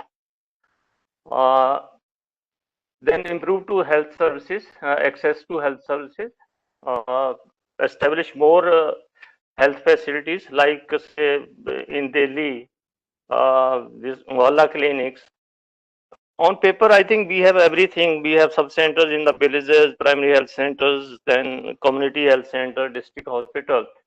But people still have to travel quite a lot to reach to the services. So the emphasis should be to establish health center nearest to the communities. Government plans to set up 1.5 lakh health and wellness centers. Now this is okay on paper, but these should be made really functional centers. And the doctors, MBBS doctors, they don't want to go to the villages. So alternative, which government has been doing, is to they are providing some bridge course to the nurses, and after that they are posted as community health service. They are called community health officer rather than medical officer. Oh, this is okay. So, but actually these people should be trained fast, and these centers 1.5 lakh should be made functional as far as possible. And other thing which I want to say, we have already many facilities which are existing on the ground, but these facilities should be made really functional. If someone is going traveling 5 kilometers and reaching the health center, and he finds that there is no doctor, or if doctor is there, he doesn't get medicines, so he loses faith in the system. So the idea is to increase the governance and make these centers, existing center, really functional, in addition to establishing new centers. The last point is better monitoring and surveillance. At present, these systems are there for every program. It's not that the systems are not there, but these have become a systems have become a reporting system. Have you sent the report? Yes, we have sent the report. But these data from these systems should be really used in the for the management and for policy making. So these things should be ensured. I think if some of these points are taken care of, the health services will improve quite a lot. Thank you very much. Thank you. Let me briefly highlight a few points given by Dr. Chand. One, I think, this public health education, he mentioned chronic diseases. I mentioned communicable diseases. I think both of them need a much bigger focus on kind of public health education, starting from school to adults, older adults who may have missed the schooling and the thing. Basic knowledge about things like germs, viruses, etc., etc. So that point, I think, is a broader point which covers many areas. I think that's very important. Second, on healthcare governance, yeah, I think the specialization both in health and education, generally people who don't have any idea of management are often, end up in management positions in both health and education. I think something clearly needs to be done about that. The third one, as Dr. Ratan also noticed, the left out people. Now, there is, of course, the already underway the creation of a health stack. In fact, I took the model of welfare stack from that. So I think what Dr. Ratan Chand's suggestion suggests or point suggests to me is that maybe some links between the two would also help, because if we identify missing people on the health side, it's also possible that they may be also missing from the welfare programs, etc. So yes, that's an important point. And finally, this whole issue of is a difficult one where I would have without contradicting Dr. Chand, I would emphasize kind of e-health and e-medicine. I have observed this problem of quality and absenteeism in health and education for, 50 years, and we haven't found any direct solution to it. So maybe an indirect solution like connectivity with better qualified, people who can advise these people can act as intermediaries, the people you were mentioning, who, whether they are private health practitioners or the new wellness centers or etc., if they have access to better qualified people on the internet, then perhaps they can provide better service, even though their own qualifications are somewhat less. Because as I said, the highly educated, whether they are doctors or teachers, they don't want to live in the rural areas. And I have not found any solution to that in the last 30 years. So that's something to think about. Now, our next speaker is Dr. Mahinder Pal Singh, and he's going to talk about defense and national security. Mahinder, please try to keep within 10 minutes, make your points. If you have few points, you can go into long explanations, but if you have many points, just give the points. Thank you very much, sir, for giving me time. I would like to start with saying that to guard a 5 trillion economy, economically and physically, we need to have commensurate defense budget. And this I mentioned in one of my papers in 2019, which I wrote on the defense budget. And basically, defense acquisitions, especially in terms of naval and air force, need at least 5 to 10 years of pre-planning. Time has now come, seeing the geopolitical situation, that we need to focus or allocate more funds. With that, I would like to just focus on my recommendations, sir. And my first recommendation comes of the geopolitical situation, especially on the borders of India-China, which we are all familiar with. It has started about 6 months back and may get resolved or may take some more time. Towards this, we had raised a strike corps for the eastern part with the allocation of 65,000 crores, but the money was not separately allocated. It was told that it should be spent through the defense budget. And that's the reason of this tardy raising of the score, which is still not completed. It is almost 7 to 8 years. Now, coming to another sector which China has now opened up, that is the Galvan sector. I think there is time for us to think of raising some more troops to guard our borders effectively. So may not be another corps for defensive purpose, but at least a division worth of troops, which would mean about 20 to 30,000 force. And I think anything up to 15,000 to 20,000 crores should be enough to raise it. And it has to be raised post-haste, because otherwise we are overstretching our present troops which are deployed there. So towards this, I would also like to dovetail another thing that we are celebrating 125th birth anniversary of a great military leader, Netaji Subhash Chandra Bose. And why not at this time, probably raise a new regiment, probably re-raise INA, Indian National Army, which was a product of Netaji's leadership and that time it had almost about 50,000 people, 50,000 soldiers, which included ex-British soldiers as well as volunteers. So this is just a point that if we certainly need to raise some more troops to guard our borders. And I'd also done a comparative study that how much is our defensibility cost. So defensibility cost, I mean, is how much border does a country have, include land and the maritime borders, and how much money are we spending? Basically, a country is guarding the borders.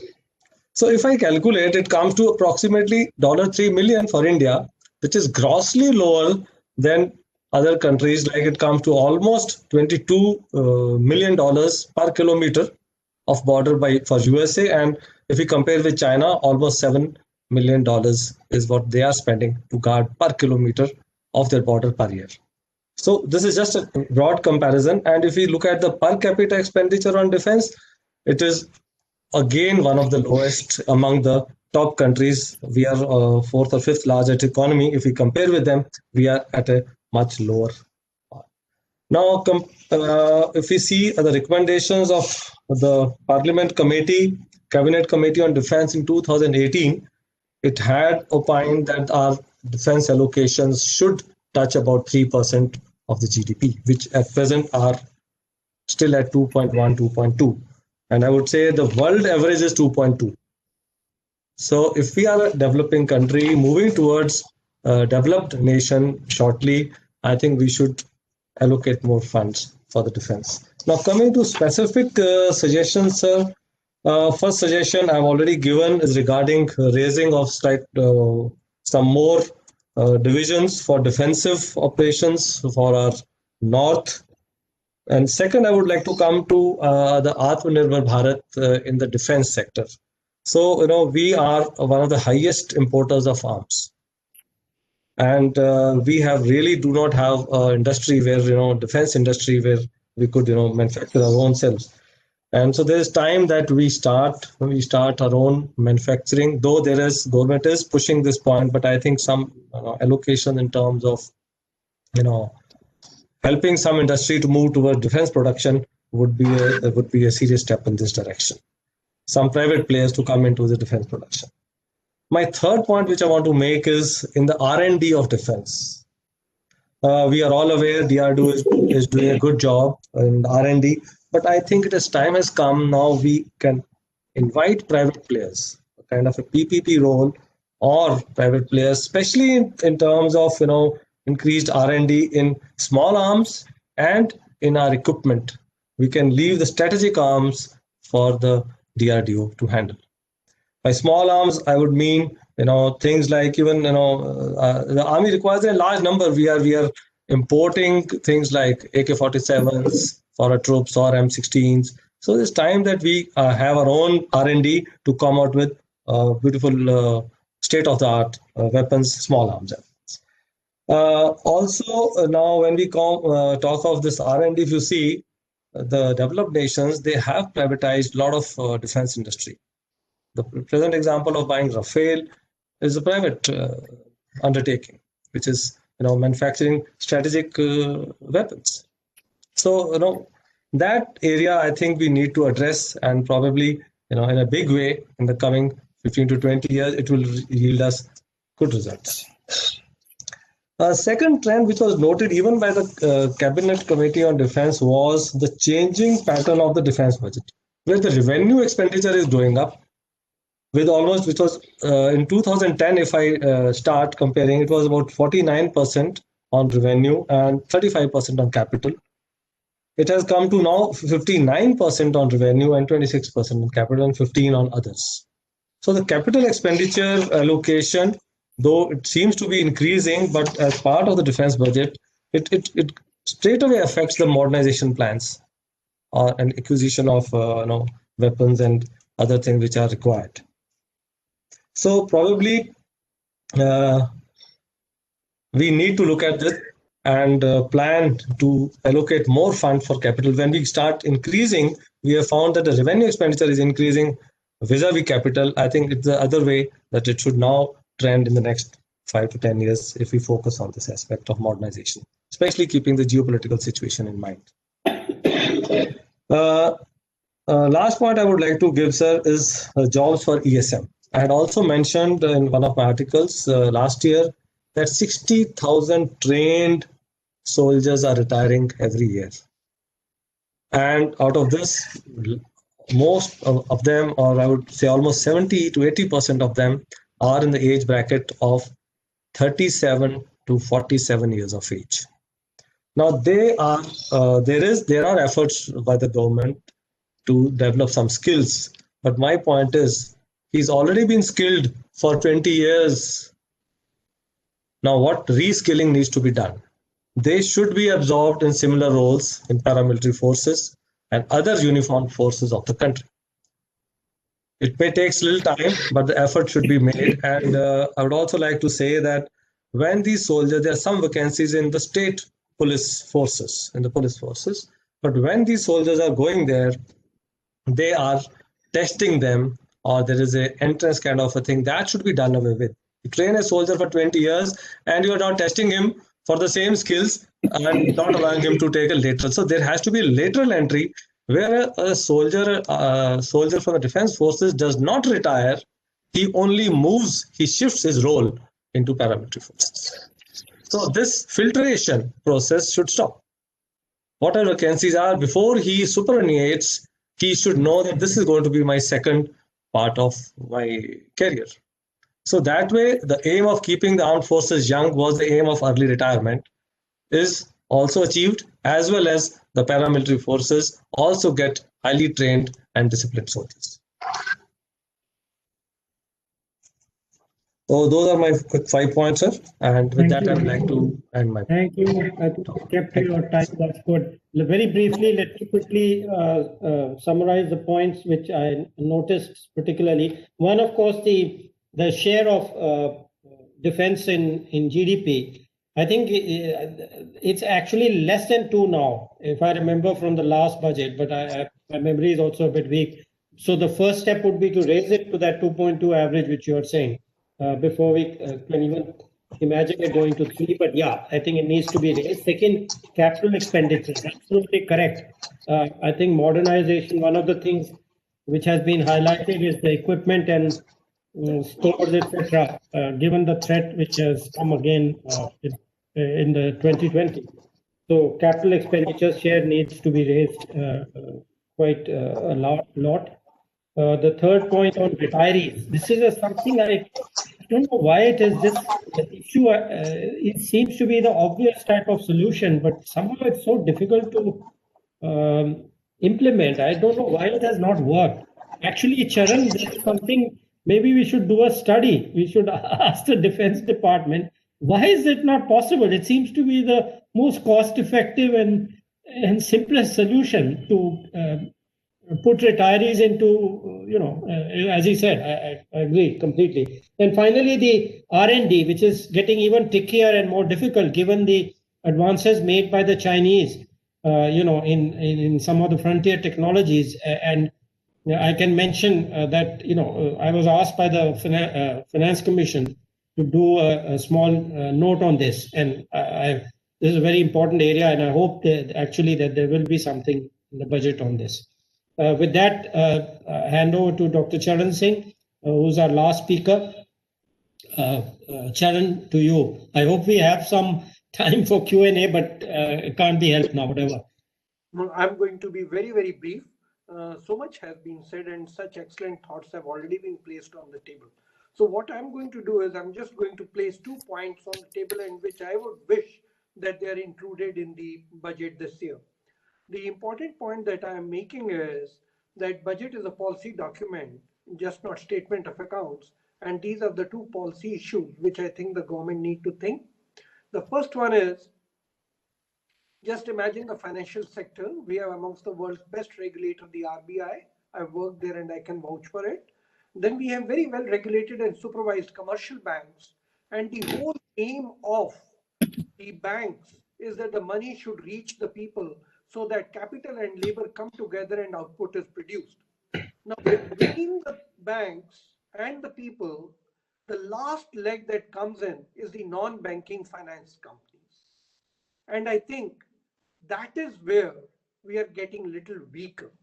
Now, whatever said and done, most of the non-bank finance companies are in the private sector. And given the legacy that we have had in India right from 1947 when the planning era started, and the socialist thinking that we had, the ideology that we had, everything that is in the private sector is probably not good. Now, most of the NBFCs which are doing the last rung work is in the private sector. Now, yes, agree, the non-banking finance companies were there to do financial inclusion, also actively participate in retail banking, but the ones which failed are the ones which moved from retail banking to corporate banking, and therefore they took that very big hit. But that also hit the credibility of the non-banking finance companies. So the point that I'm making is that these non-bank finance companies, if you take the overall ecosystem in mind, while you have a good regulator, you have a commercial bank which are very well regulated to reach the people. NBFCs have been doing a very important role, the last mile work that they do, and now that they've lost their credibility, something has to be done about it. Now, the other issue is we have over 10,000 non-banking finance companies spread across the country. With the technology revolution that is taking place, fintech is going to take over, and most of our NBFCs are probably not even prepared for it. So there is too much at stake right now.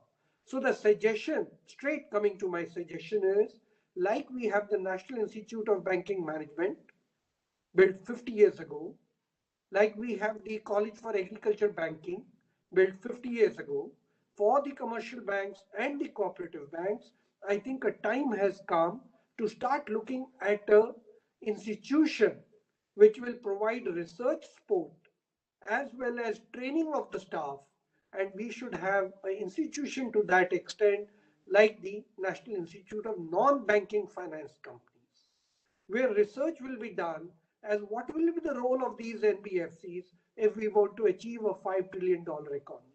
Let me just mention, in our country, NBFCs assets account for about 13% of the total financial assets, whereas in America, something equivalent as a shadow banks account for as much as the well-regulated commercial banks.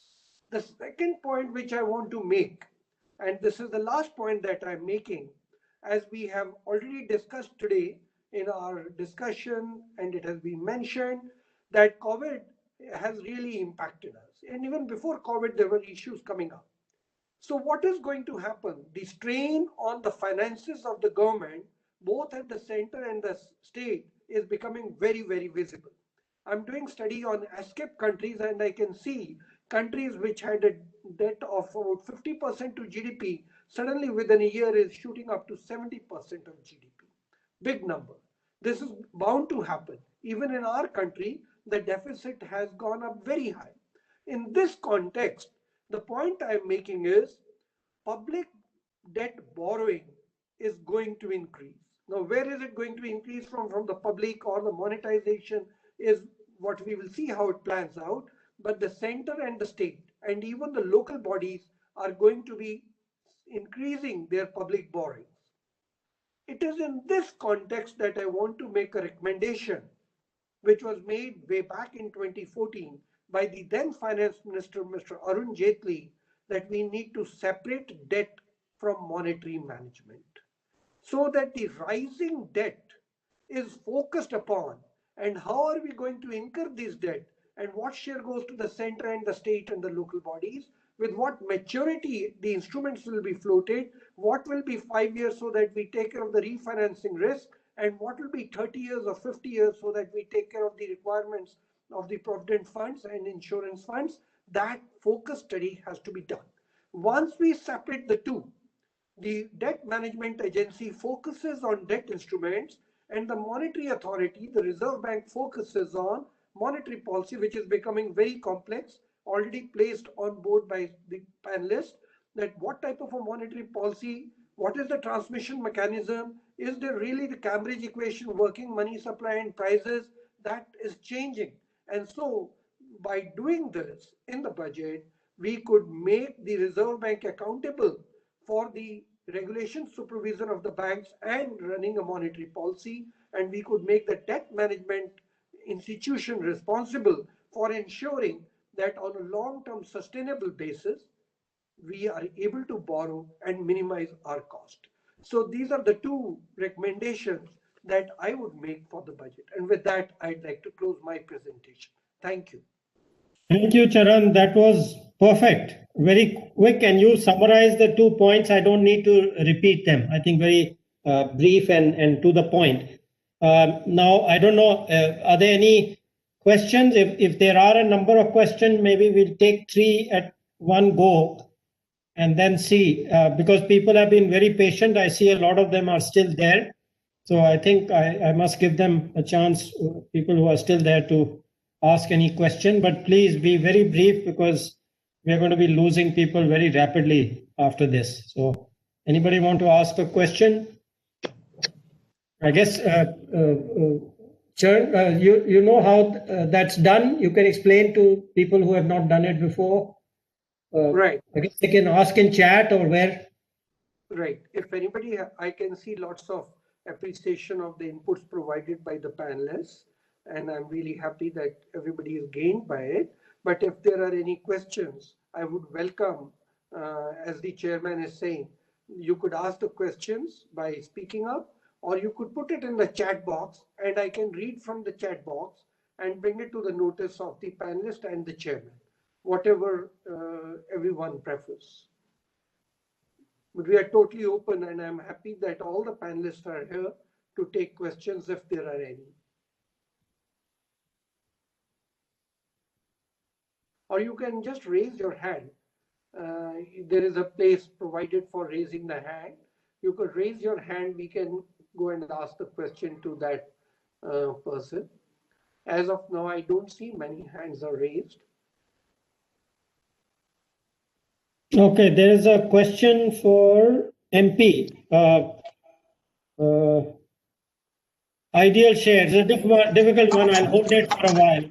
Ideal share is mushkil hai, but anyway, are there any other questions? Sir, so there is no discussion taking place in the reverse migration in the COVID pandemic period. So how many budget allocation possibility for a reverse migration issue becoming budget? I wasn't clear, Charan. Did you get that question? No, I didn't. Mr. Matthew Emmanuel, can you please ask your question once again? You were not very clear, as we were not very clear. Hear your sound clearly, please. Something on reverse migration. Dear sir, okay. There is a phenomenon of migration and reverse migration during the pandemic period, particularly in certain states like Kerala, Gujarat, and such states. So, how any budget allocation possibility for the reverse migration phenomena in this pandemic period? Okay, let's collect a few questions, then I'll, because we are running at 7. I've noted that question. Anybody else? There's a question by Professor Swami. Professor Swami. Do you want to ask your question yourself? Sir, my question was to Dr. MP Singh, but Chair Virmani sir said it's not required. No, it's okay. You go ahead and say it. Go and say it. We'll just note it down and then No. In the present context, since we are in a kind of a eye-to-eye contact with the Chinese, the Ladakh, I was just thinking what our expert can tell us. What should be the ideal defense budget for India? Okay, same question. Okay, we add that to that question. Yes. Any other question?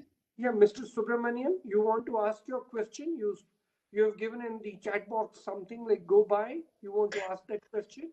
Yes, doctor. It's simple. I hope you listen. The long-term perspectives are not there in the policy making, and then micro level picking and choose. That is what you find sometimes. and that gives a moral this one issue with regard to selective benefit being given to some economic agents at a micro level. And this will need a policy, long-term policy, as has been tried in the earlier years, that we may have to come back. That is my question. Okay, thank you. So let Dr. MP Singh, can you just answer that question on percentage of GDP? Yeah. Yes, certainly. So, sir, certainly, you see, if the Cabinet Committee on Defense has recommended 3% in 2018, part of the GDP, it was after a detailed study. The whole paper is about 50, 60 pages, and they also brought out that the increase at that time of 5% when they offset the inflation comes to just 0.75% increase in the budget, defense budget. So ideally it is 3, but at the same time one has to also feel that 3% cannot be done tomorrow or probably this budget suddenly. So gradually we could increase allocation so that our capital purchases, our major purchases, which we require after 5 years or 10 years with our foresight, are able to be met. So that was my indications. Thank you. Very good. Any of our speakers want to take up the migration issue, but very briefly? I'll take the last question. Migration, anybody? No. Okay. Yeah, it's there's really not very much of a question, more like a comment. Okay. Let me take the long term. That's precisely the point we have been making in my presentation. That in fact it connects to what Suman Berry said. What I did was, what we have been talking about, we have several talks on this. You may want to look at EGROW. I guess Suman also missed them, where we have talked about survival, revival, and re-acceleration of growth. So we've already had previous seminars where we have talked about those two aspects in the short term. What macro policies, fiscal policies, issues of survival for migrants and other things. So the focus of my presentation was precisely on the long term, and so was Dr. Bhalla's, was that in the context that's exactly what the finance minister has said, and so we are giving a perspective from our side on how that can be done, and it's basically to get growth back with a 4.2% growth last year, a minus, let's say, minus 7.5 to 5 this year. The whole idea is to get the growth back on track by next year. And Suman said, what is the level? Well, that is that survival and revival. What I have said in my earlier talks, EGROW talks, is that and long ago, that by Q4, I expected normalization. And yes, one of those, Suman was there, which was that I defined normalization as plus minus 5% of what it was a year before. So if we took Q4, I said normalization, I expected it to be between 95 and 105% of Q4 of last year. Now I think, in my revised forecast that we may normalize by Q3, same criteria. By Q3, normalization would mean you take Q3 of the previous year and we should be between plus and minus 5% of that.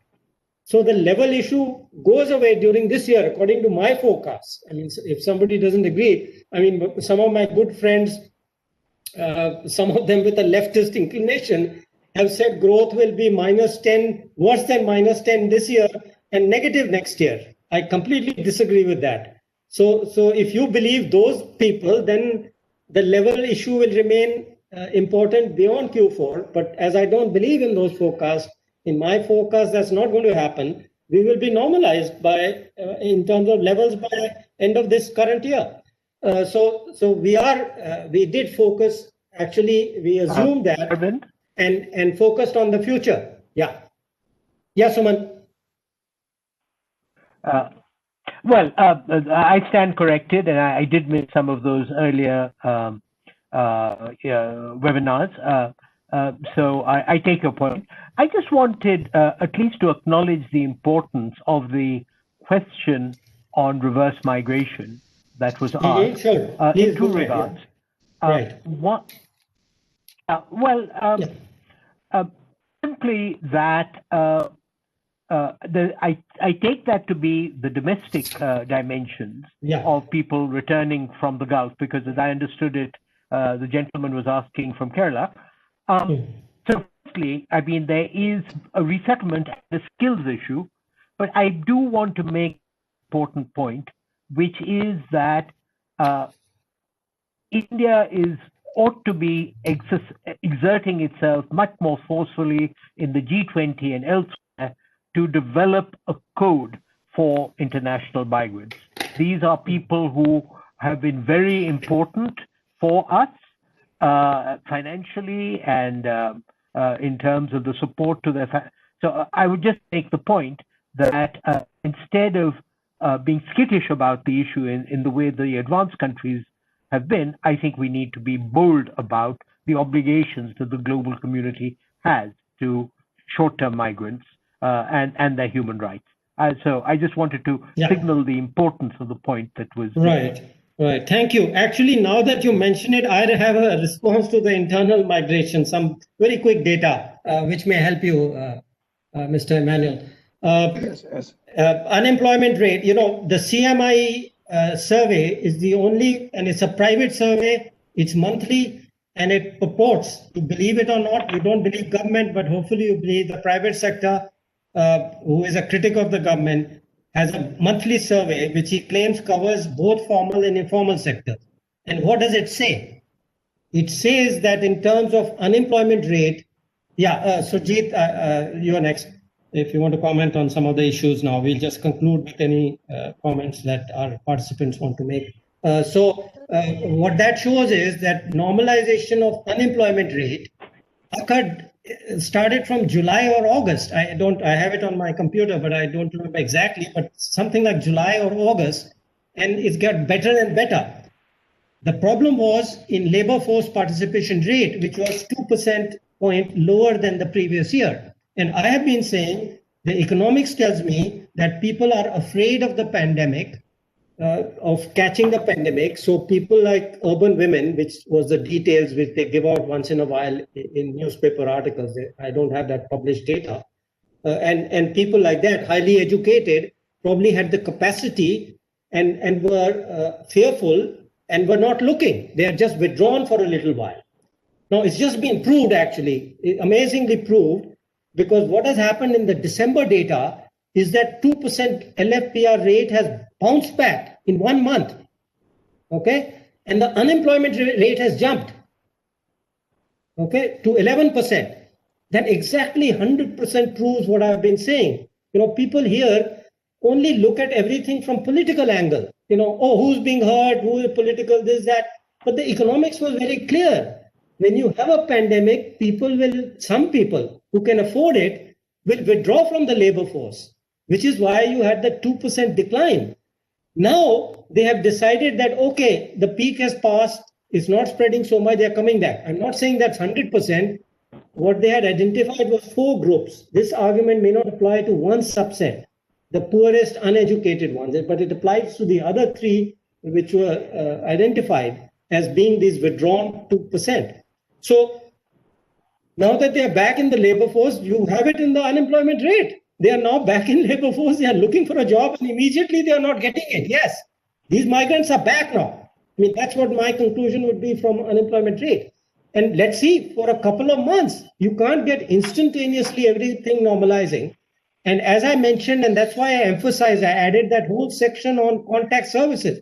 Those are not going to recover quickly. And our research again at EGROW showed that there about 10% of employment is in those sectors, 10%. So, I mean, just as a kind of off the bat calculation, if you assume 50% recovery, about 5% of people are going to be in a little bit of a problem.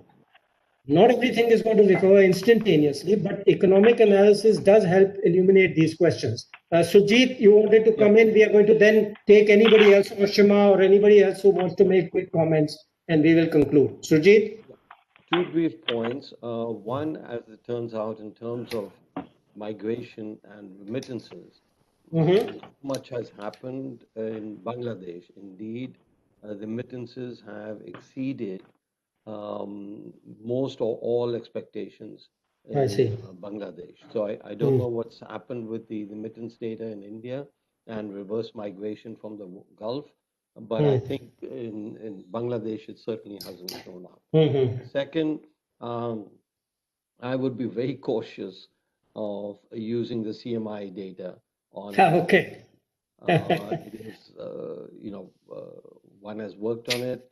I I see. think it is convenient to use it because it's available on a daily basis. I think we need, as professional economists, to be a bit careful about using, regardless of whether it supports one's conclusions or not. There are other data, high frequency data, that we should use in order to find out implications for the economy. Thanks. Yeah, well, that's well taken. But I was using it even when it was going against, my optimistic view. So, but the point is, in a pandemic, you use whatever data is available. But I agree. I mean, one has to be very cautious of making extreme judgments. But then every data has to be used when you don't have, when you have this huge disruption, and you can't get. In fact, I've used IIP, and there. A prominent economist, who we both know, said, "Oh, you can't use IIP data. You can say that for everything." so what we do is we collect whatever is available and use it. Okay, Ashima, you want to conclude, add something, or conclude, or?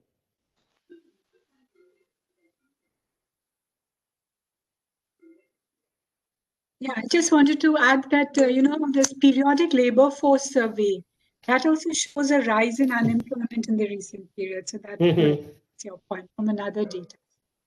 But that is for the current year, I mean, for 2020 or previous years. I think the latest quarter, they give it quarter by quarter. So I think it's the last. Because the quarter before that, the unemployment was lower and then it's risen. Right. Okay. Yeah. And all I'm doing is, yeah, please. Yeah, go ahead. Another point I had was about Charan's point about separation of debt management. This was very much advocated from the UK and generally as conflicts of interest and stuff. But with the COVID pandemic, and I think before that with the GFC, there is much more realization that you need to coordinate. And the central bank has some advantage in placing debt and et cetera, et cetera. So I don't know, since you're an insider, if you know that there are problems in RBI managing debt and better handled in another organization, or you can set up some formal coordination. Maybe this sort of a question, I don't know, a little more elaborate. Well, I am an insider. I was appointed, I was chair a committee for setting up the first committee on this issue, well before any of the others which Charan has mentioned. And, so maybe you can enlighten us. What are the issues? No, let me just finish with that. We visited all the countries, 3 sets of countries. We divided up the whole group of members into 3. And each one of us visited ones which have a debt office, neutral, something like that. So I visited 3 countries, and every member of the committee, including 3 members from the RBI. And my report was ready. We recommended very cautious, very careful movement to a debt management office. And the day before I submitted the report, all 3 members of RBI were asked to resign by the governor. He called up the finance minister and said, dissolve the committee. The day before I was to submit the report, I said, please, we leave out the RBI, just say it's, the rest of the people in our report, and you can forget about it. Okay? Was not agreeable. They dissolved the committee. So this is how passionate the RBI is about this issue. But we need some rational thinking on this. We can't be just emotional, no? Dr. Chairman, please. Yeah. Okay. Sorry. Charan, do you want to conclude or you want to carry on? I think one second, Subramanian from RBI. I have one question. It was yes. Okay. You didn't speak. Yeah. Sure. It was more an administrative issue. It be for RBI than policy issue. It was very difficult for RBI to divest labor internal staff this one uprising, that was one of the major reason. Of course, that was also a major reason. It was our only reason. It was the only reason. But what is disturbing is that even a report was on the ground. You can reject the report. Was not acceptable. That is amazing. I tell you, I've started thinking after reading N.K. Singh's book. I started thinking I should write my memoirs. Well, anyway, Charan, I hand it to you now. Charan. Yeah, I worked in the debt management department of the Reserve Bank in two stints, and I can tell you that the resistance is not for economic reasons, not for coordination. And Professor Ashima, she's right. The issue really came up in the UK, and my guide and mentor at Harvard, Professor Robert Barrow, was the person advisor at Bank of England in 1995 who strongly recommended that they should be bifurcated and taken away. And then when I did my postdoctorate with him, I of course was influenced by him and the arguments that he gave in Bank of England. Coordination is a very big issue, no doubt about it. But given that, given the situation like cash management committees, that coordination can be sorted out. For long, it was agreed that the separation will take place. The first steps were taken. A middle office was created. And then suddenly the Reserve Bank, as Dr. Virmani said, started getting the cold feet, and then went back and back and back and never let it happen. But I think time has come and this government takes bold decisions, and I think that is the right thing to do now. There is a question from Shalu Batra, a professor in Jalandhar, if the chairman permits. Okay. Yeah, so Professor Shalu, please go ahead. Yes, good evening, everybody. Yeah. Am I audible? Yeah. Yes, you are. Sir, actually, I want to ask that as we all know that human capital, that is very important for growth of any economy, and basic two facilities, that is health and education facility, that can promote human capital. But in India, expenditure on these services is very less. I want to ask that what should be the suggestions for the new budget?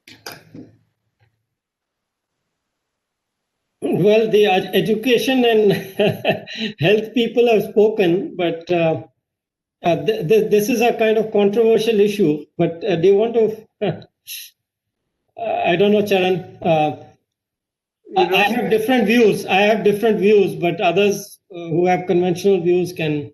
My thought would be Shalu Batra is joining us from Jalandhar, and this digital world has made it open and available that we can talk to each other with the best minds in the country.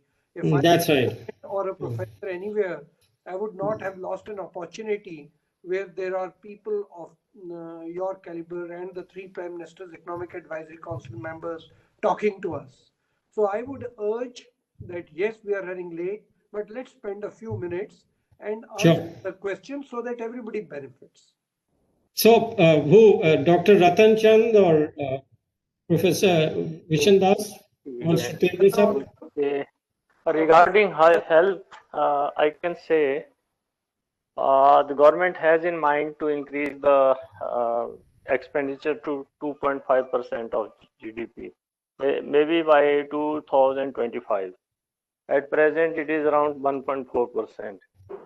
So already there is a thinking that it should be increased. Moreover, simply providing budget, I don't agree. I mean, there should be capacity to spend also, and the budget should be spent on the things that are required, not just money has come and spend it. So that's my point. Right. That I agree. I endorse that. Dr. Vishen Das?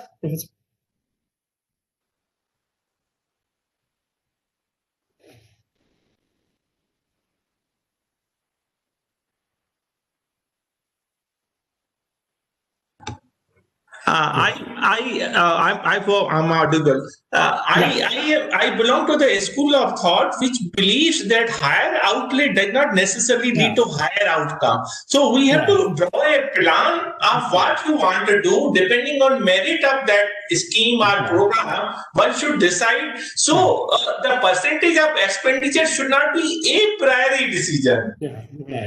Yeah, that is and this is also depends on how judiciously you spend your outlay rather than how much outlay you per se you spend. Now in agriculture, for instance, there are many schemes which does not necessarily depend on the money allotted. It's only a governance and judicial implementation of the scheme rather than the money. There are many schemes.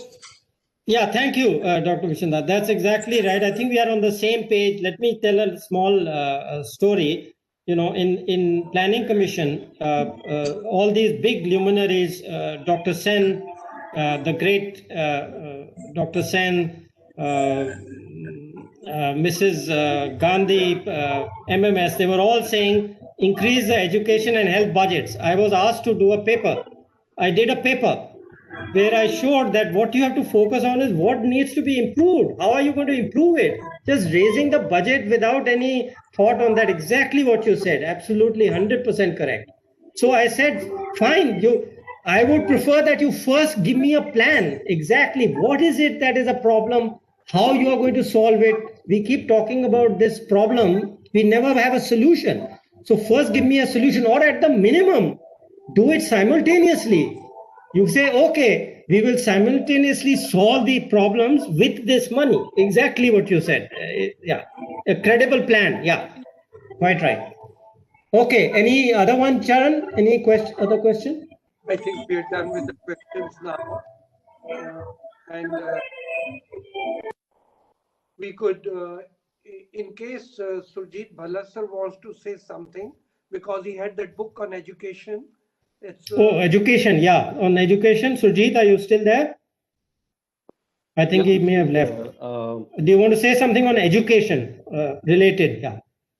I look, what is needed is increasing the quality of education.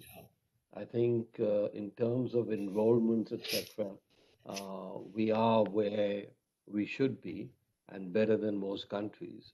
And I think the quality of education is a very different question.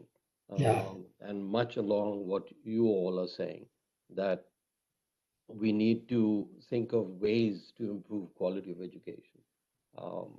But throwing more expenditure has not achieved, and indeed India's history in terms of education and enhancement. And as I said, the story about STEM enrollment in India. That's right. That's a good. Really an exciting one and a very, very surprising one. And so therefore these things can happen without increasing expenditure, without explicit direction in that. So that's it, actually. Thank you. Thank you. Charan? So I want to thank all the panelists and the participants who have stood by for such a long time to listen to this fabulous budget discussion. It's been mind-blowing. And if I were a student, I would have just loved for occasions like this to interact with the pundits on the budget. So it was really interesting. So I want to thank everyone for a Friday evening on January 1, spending 2.5 hours on a mundane topic of economics. And the way it was made interesting by each one of the panelists is very, very good. I have two very important announcements to make. The first one is the next week we have Professor Akhil Gupta, who's speaking to us from UCLA, Los Angeles. He is President, American Anthropological Association and Director, Center for India and South Asia at UCLA. He is going to be speaking to us. Because of the time difference, the session next Friday will not start at 5:30, it'll start at 8:30.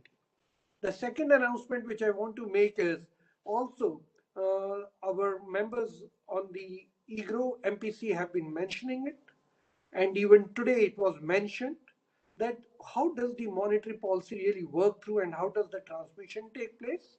EGROW is thinking of having a conference on the transmission of monetary policy in the first week of March. We will be making an announcement soon on our website. We would request everyone to please think about it and contribute a paper, and every accepted paper will have 30 minutes to present, and we would be accepting 6 papers in total for a presentation. The details will be placed on the website of our foundation in a day or two. With this, thanks once again everyone. Wishing you all the best and Happy New Year. Thank you.